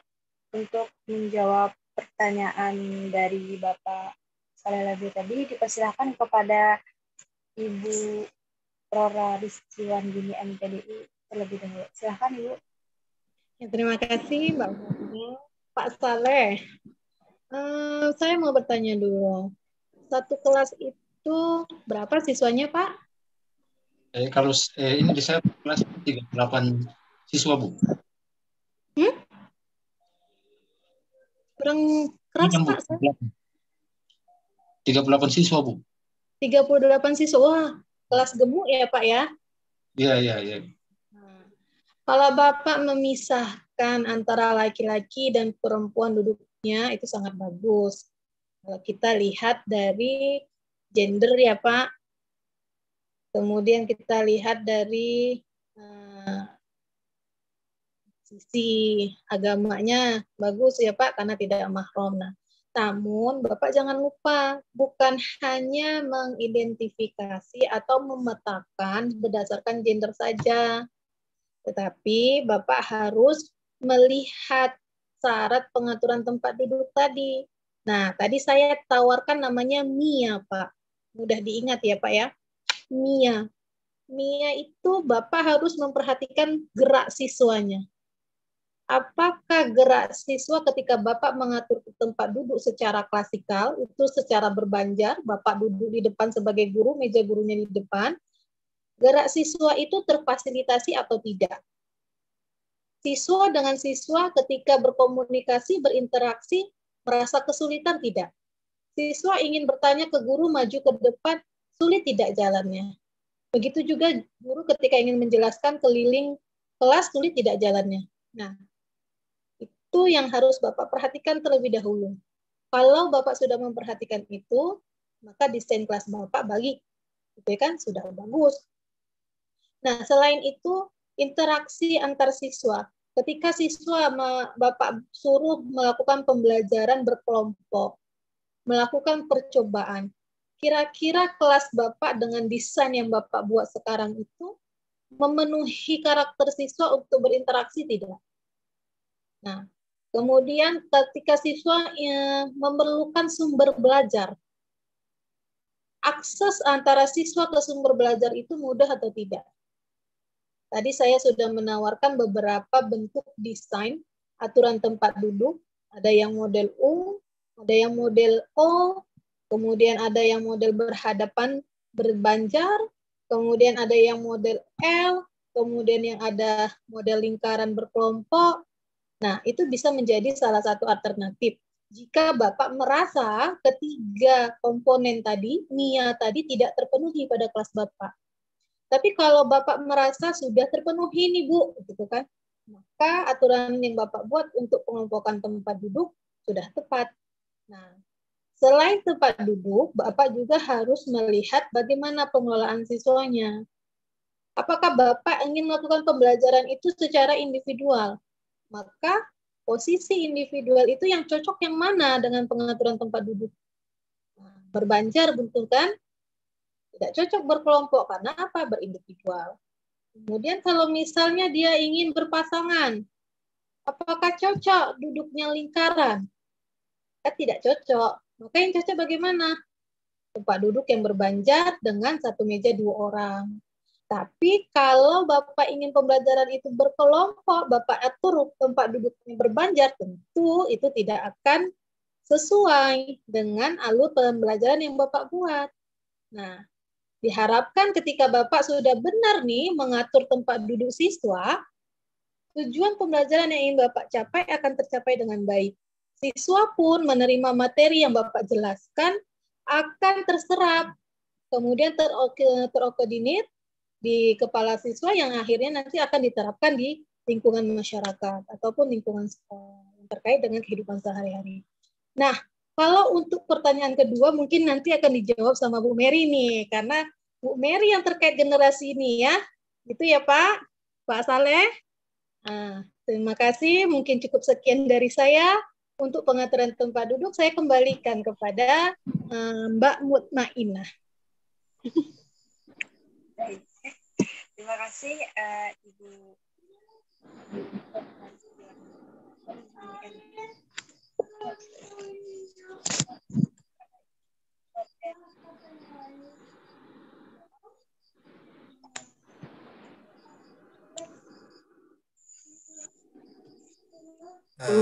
Ya, silahkan lanjutkan Ibu Mary.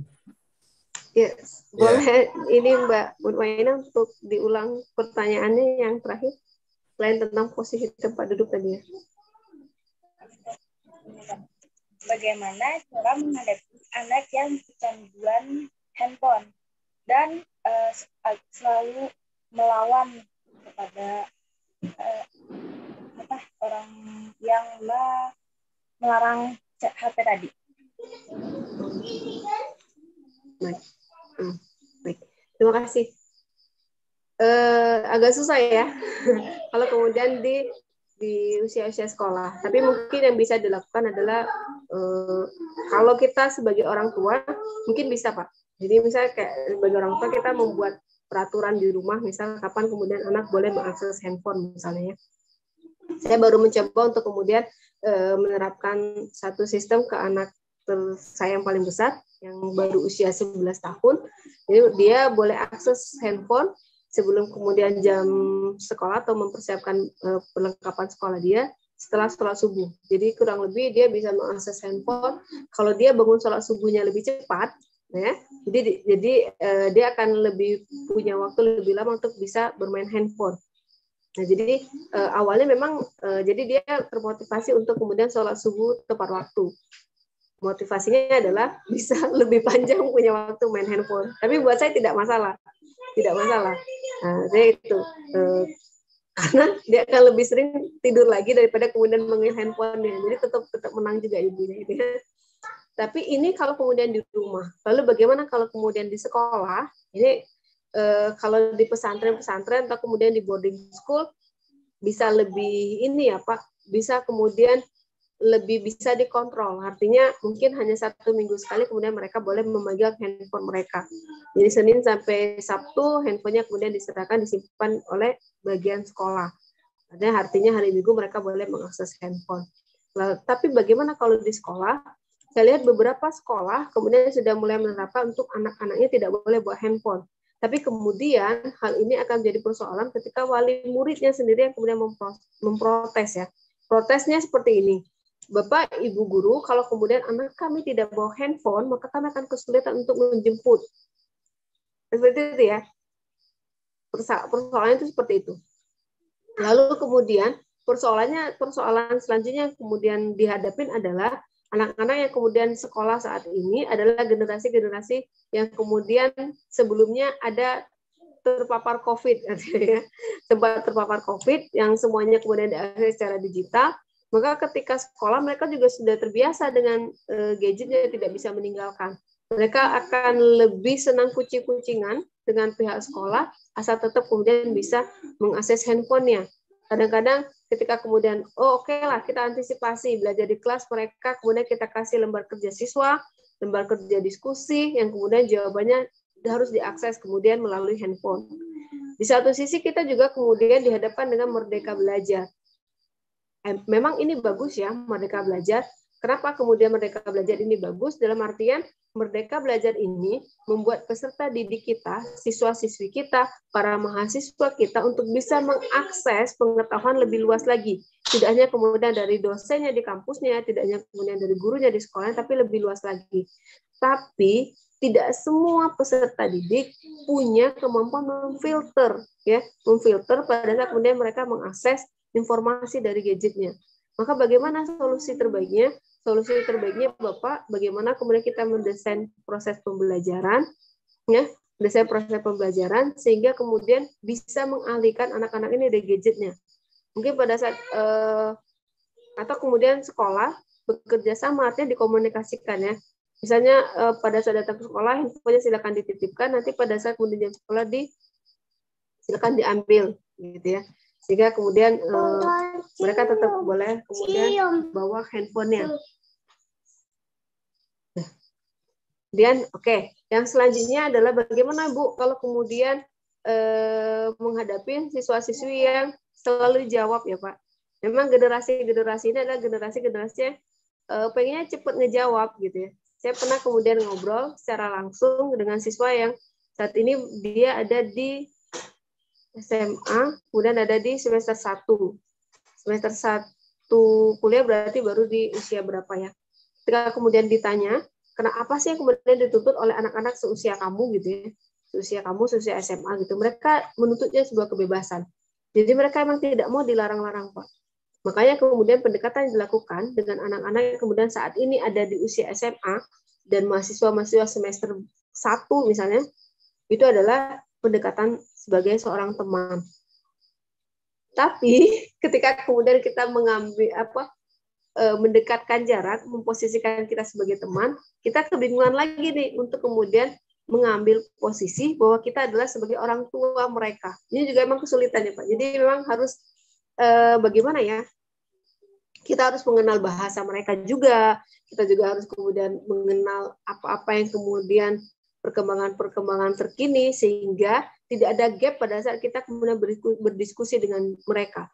Sampai kemudian, mohon maaf, mungkin kita harus bisa mengakses apa ya bahasanya ya, mengakses kemudian informasi di TV misalnya, di TV kita kemudian harus ikut-ikutan juga kemudian apa sih kemudian yang lagi tren di dunia artis, itu sebagai pembuka untuk komunikasi dengan generasi ini. Mungkin itu Mbak yang bisa saya sampaikan, Bapak. Ya, ada saya sedikit penambahan Mbak Maina terkait dengan bagaimana sih cara anak mengatasi kecanduan HP ini, Pak. Yang paling utama itu adalah contoh, ya. Jadi kita kalau di rumah orang tua memberikan contoh. Jangan kita melarang anak bermain HP, tapi kita asik dengan HP. Sama kalau kita menjadi guru, jangan kita melarang siswa tidak bermain HP, tapi kita sebagai guru kok asik bermain HP. Nah, jadi contoh, berikanlah contoh yang terbaik, gitu kan? Kemudian ajarkan anak untuk menahan diri. Kemudian memberikan akses, benar yang dibilang Bu Mary tadi kan, jangan beri akses penuh terhadap anak, terhadap HP-nya gitu. Nah, batasi waktu penggunaannya, dan bisa saja mungkin Bapak buat untuk di lingkungan sekolah itu wilayah-wilayah atau tempat-tempat yang boleh main gadget, boleh main HP. Kalau tidak di tempat itu, tidak boleh main HP.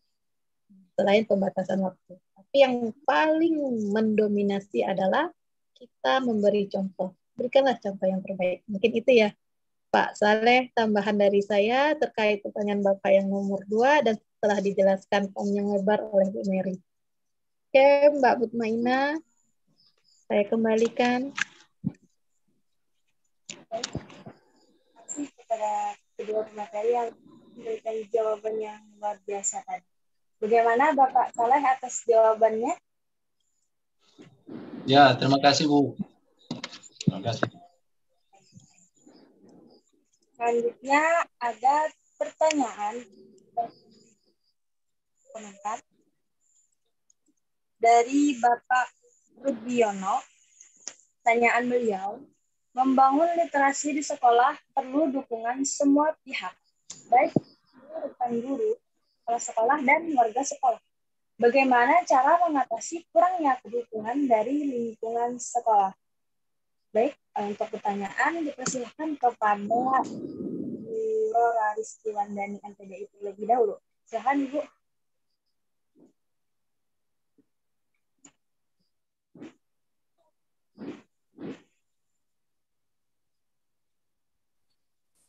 Suaranya aktifkan dulu, Bu. Ya. Oke. Bagaimana cara kita sebagai guru untuk memperoleh dukungan dari pihak sekolah terkait pengembangan literasi? Benarkah begitu pertanyaannya, Bu? Ya. Benar, Bu? Ya, benar. Ada beberapa cara yang bisa kita lakukan. Yang pertama, dengan Pak Sugiono, mungkin Bapak melakukan strategi, Bapak ajak. Jangan Bapak pergi ke banyak orang dulu, gitu kan. Rekan yang paling dekat dengan Bapak. Bapak ajak berkomunikasi terkait pentingnya literasi itu. Kemudian Bapak tunjukkan upaya-upaya apa saja yang telah Bapak wujudkan untuk mengembangkan literasi siswa. Beri contoh tindakan yang baik. Setelah Bapak berikan contoh, kemudian dampak dan hasilnya ke satu orang rekan Bapak yang paling dekat, minta rekan Bapak itu untuk melakukan hal yang sama. Nah, kemudian hal yang paling jitu lagi, Bapak dekati kepala sekolah Bapak. Kan? Kemudian Bapak terangkan apa yang telah Bapak lakukan. Apakah hasil yang Bapak lakukan itu bisa mengatasi masalah literasi siswa Bapak? Tunjukkan buktinya. Orang itu kalau sudah ditunjukkan buktinya akan mudah percaya. Kalau sudah pemimpin yang berbicara, pemimpin yang memberi mandat, tentu anggota akan ikut. Itu ya Pak. Itu yang pertama. Kemudian Bapak juga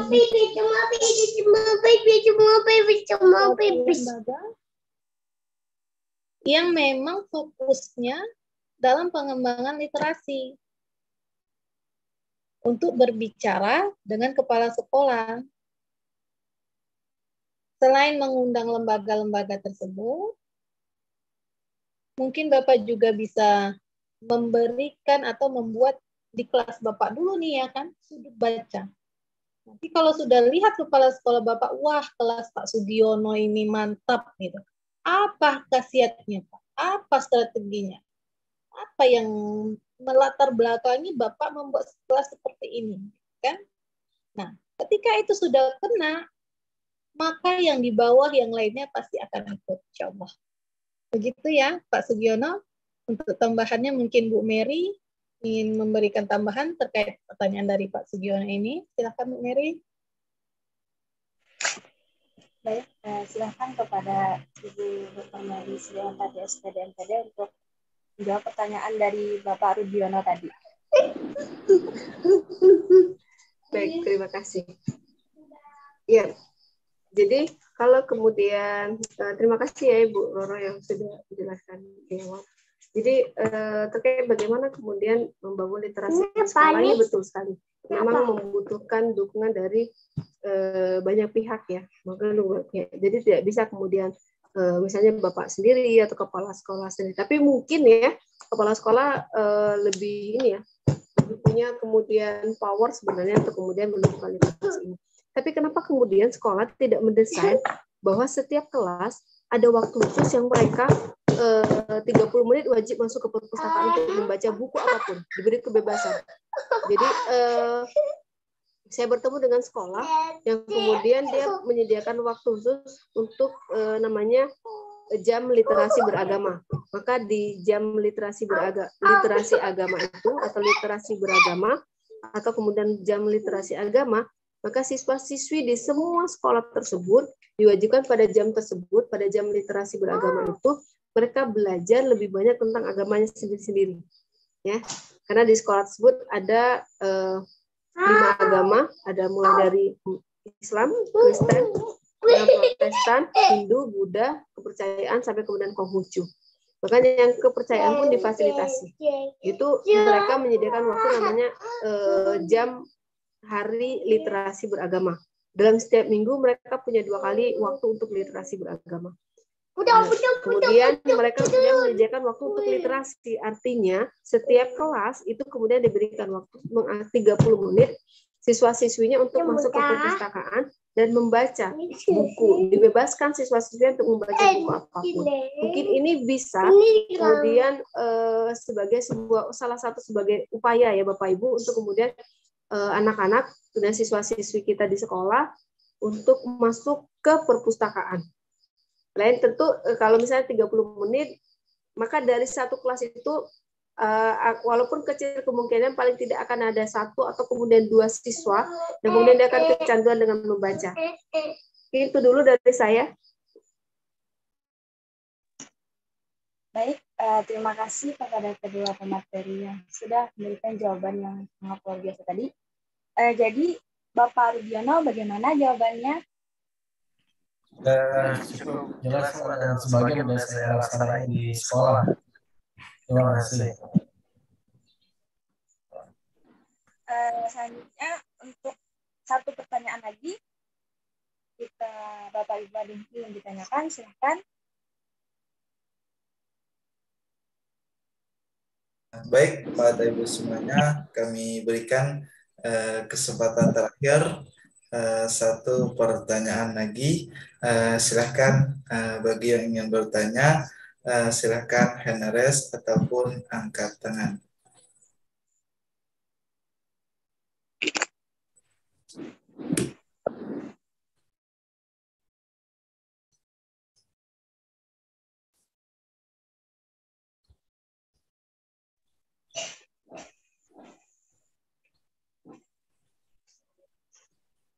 Baik, bagaimana Bapak Ibu? Ada yang ingin ditanyakan lagi? Jika tidak ada, kan akan kita tutup kegiatan hari ini.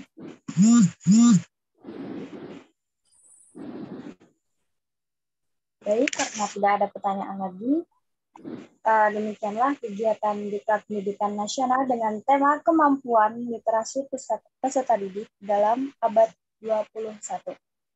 Terima kasih kepada kedua narasumber yang sudah memberikan jawaban yang sangat luar biasa tadi. Sebelum kegiatan ini kita akhiri, dipersilahkan kepada kedua narasumber untuk menyampaikan closing statement-nya.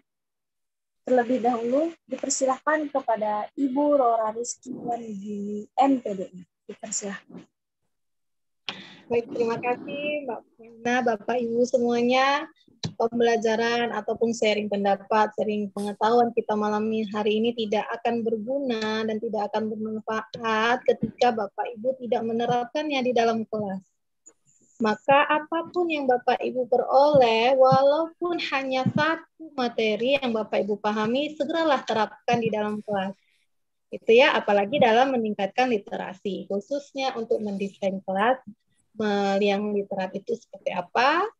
Tadi kita sudah belajar MIA dan masuk. Ayo kita terapkan MIA dan masuk ini untuk menjadikan kelas Bapak Ibu menjadi lebih baik lagi. Dan anak-anak melek literasi. Oke, baik. Terima kasih. Saya Rora Rizky Wandini untuk pertemuan hari ini mengucapkan banyak terima kasih dan mohon maaf apabila ada salah kata dalam penjelasan atau penyampaian yang saya sampaikan pada malam hari ini. Billahi taufiq wal hidayah. Wassalamualaikum warahmatullahi wabarakatuh. Waalaikumsalam warahmatullahi wabarakatuh. Baik, selanjutnya dipersilakan kepada Ibu Dr. Mary Sri Hartati, SPD MPD, untuk menyampaikan closing statement pada malam hari ini. Persilakan Ibu. Baik, terima kasih Mbak Kumaina yang sudah memandu acara hari ini dengan sangat baik. Bapak Ibu yang saya hormati, Bapak Ibu yang saya banggakan, Bapak Ibu yang kemudian mengambil bagian untuk kemudian mencerdaskan generasi bangsa pada saat ini. ada hal yang kemudian harus kemudian kita perjuangkan bersama. Saat ini mungkin kita boleh berputus asa ya.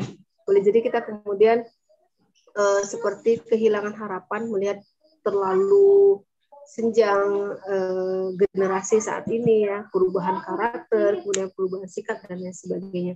Tapi sebagai seorang pendidik ya, sebagai seorang guru, sebagai kemudian seorang dosen, sebagai orang-orang yang kemudian peduli terhadap dunia pendidikan, bahwa percayalah kita tidak boleh pesimis, kita harus optimis sebagai seorang pendidik, karena pendidikan adalah kunci dan jembatan sebagai sebuah fasilitas yang memfasilitasi terjadinya perubahan, baik itu mulai perubahan sikap sampai kemudian membentuk perubahan karakter. Apapun yang kemudian sudah kita sharing sesi hari ini bersama-sama, semoga kemudian bisa kita coba implementasikan walaupun sedikit, semoga dari sedikit itu akan jadi banyak. Jadi sekali lagi, sebagai seorang pendidik, jangan pernah berputus harapan, karena melalui pendidikan inilah perubahan baik sikap dan karakter itu akan bisa kita wujudkan secara bersama-sama. Mungkin itu, terima kasih dari saya. Terima kasih kepada kedua narasumber yang sudah memberikan closing statement-nya. Baik, Bapak Ibu semua, untuk kegiatan hari ini kita cukupkan sampai di sini. Semoga apa yang kita dapat pada kegiatan ini bermanfaat dan dapat mengamalkannya dalam kehidupan sehari-hari serta diridhoi oleh Allah Subhanahu wa Ta'ala. Para hadirin sekalian, sekali lagi kami ucapkan terima kasih kepada para pemateri dan juga seluruh peserta yang telah berpartisipasi dalam kegiatan Diklat Pendidikan Nasional hari ini. Akhir kata, saya Mutmainah selaku moderator undur diri. Semoga kita dapat bertemu kembali dalam kegiatan Diklat Pendidikan Nasional selanjutnya. Kalau ada salah kata atau pelayanan kami yang kurang, mohon maaf yang sebesar-besarnya. Waktu yang mempertemukan kita dan waktu juga yang memisahkan kita. Salam hangat dari kami, sampai jumpa. Wabillahi taufiq wal hidayah. Wassalamualaikum warahmatullahi wabarakatuh. Waalaikumsalam warahmatullahi wabarakatuh. Waalaikumsalam warahmatullahi wabarakatuh. Ya, dengan berakhirnya sesi tanya jawab tadi, maka kegiatan malam hari ini berakhir. Baik, terima kasih kepada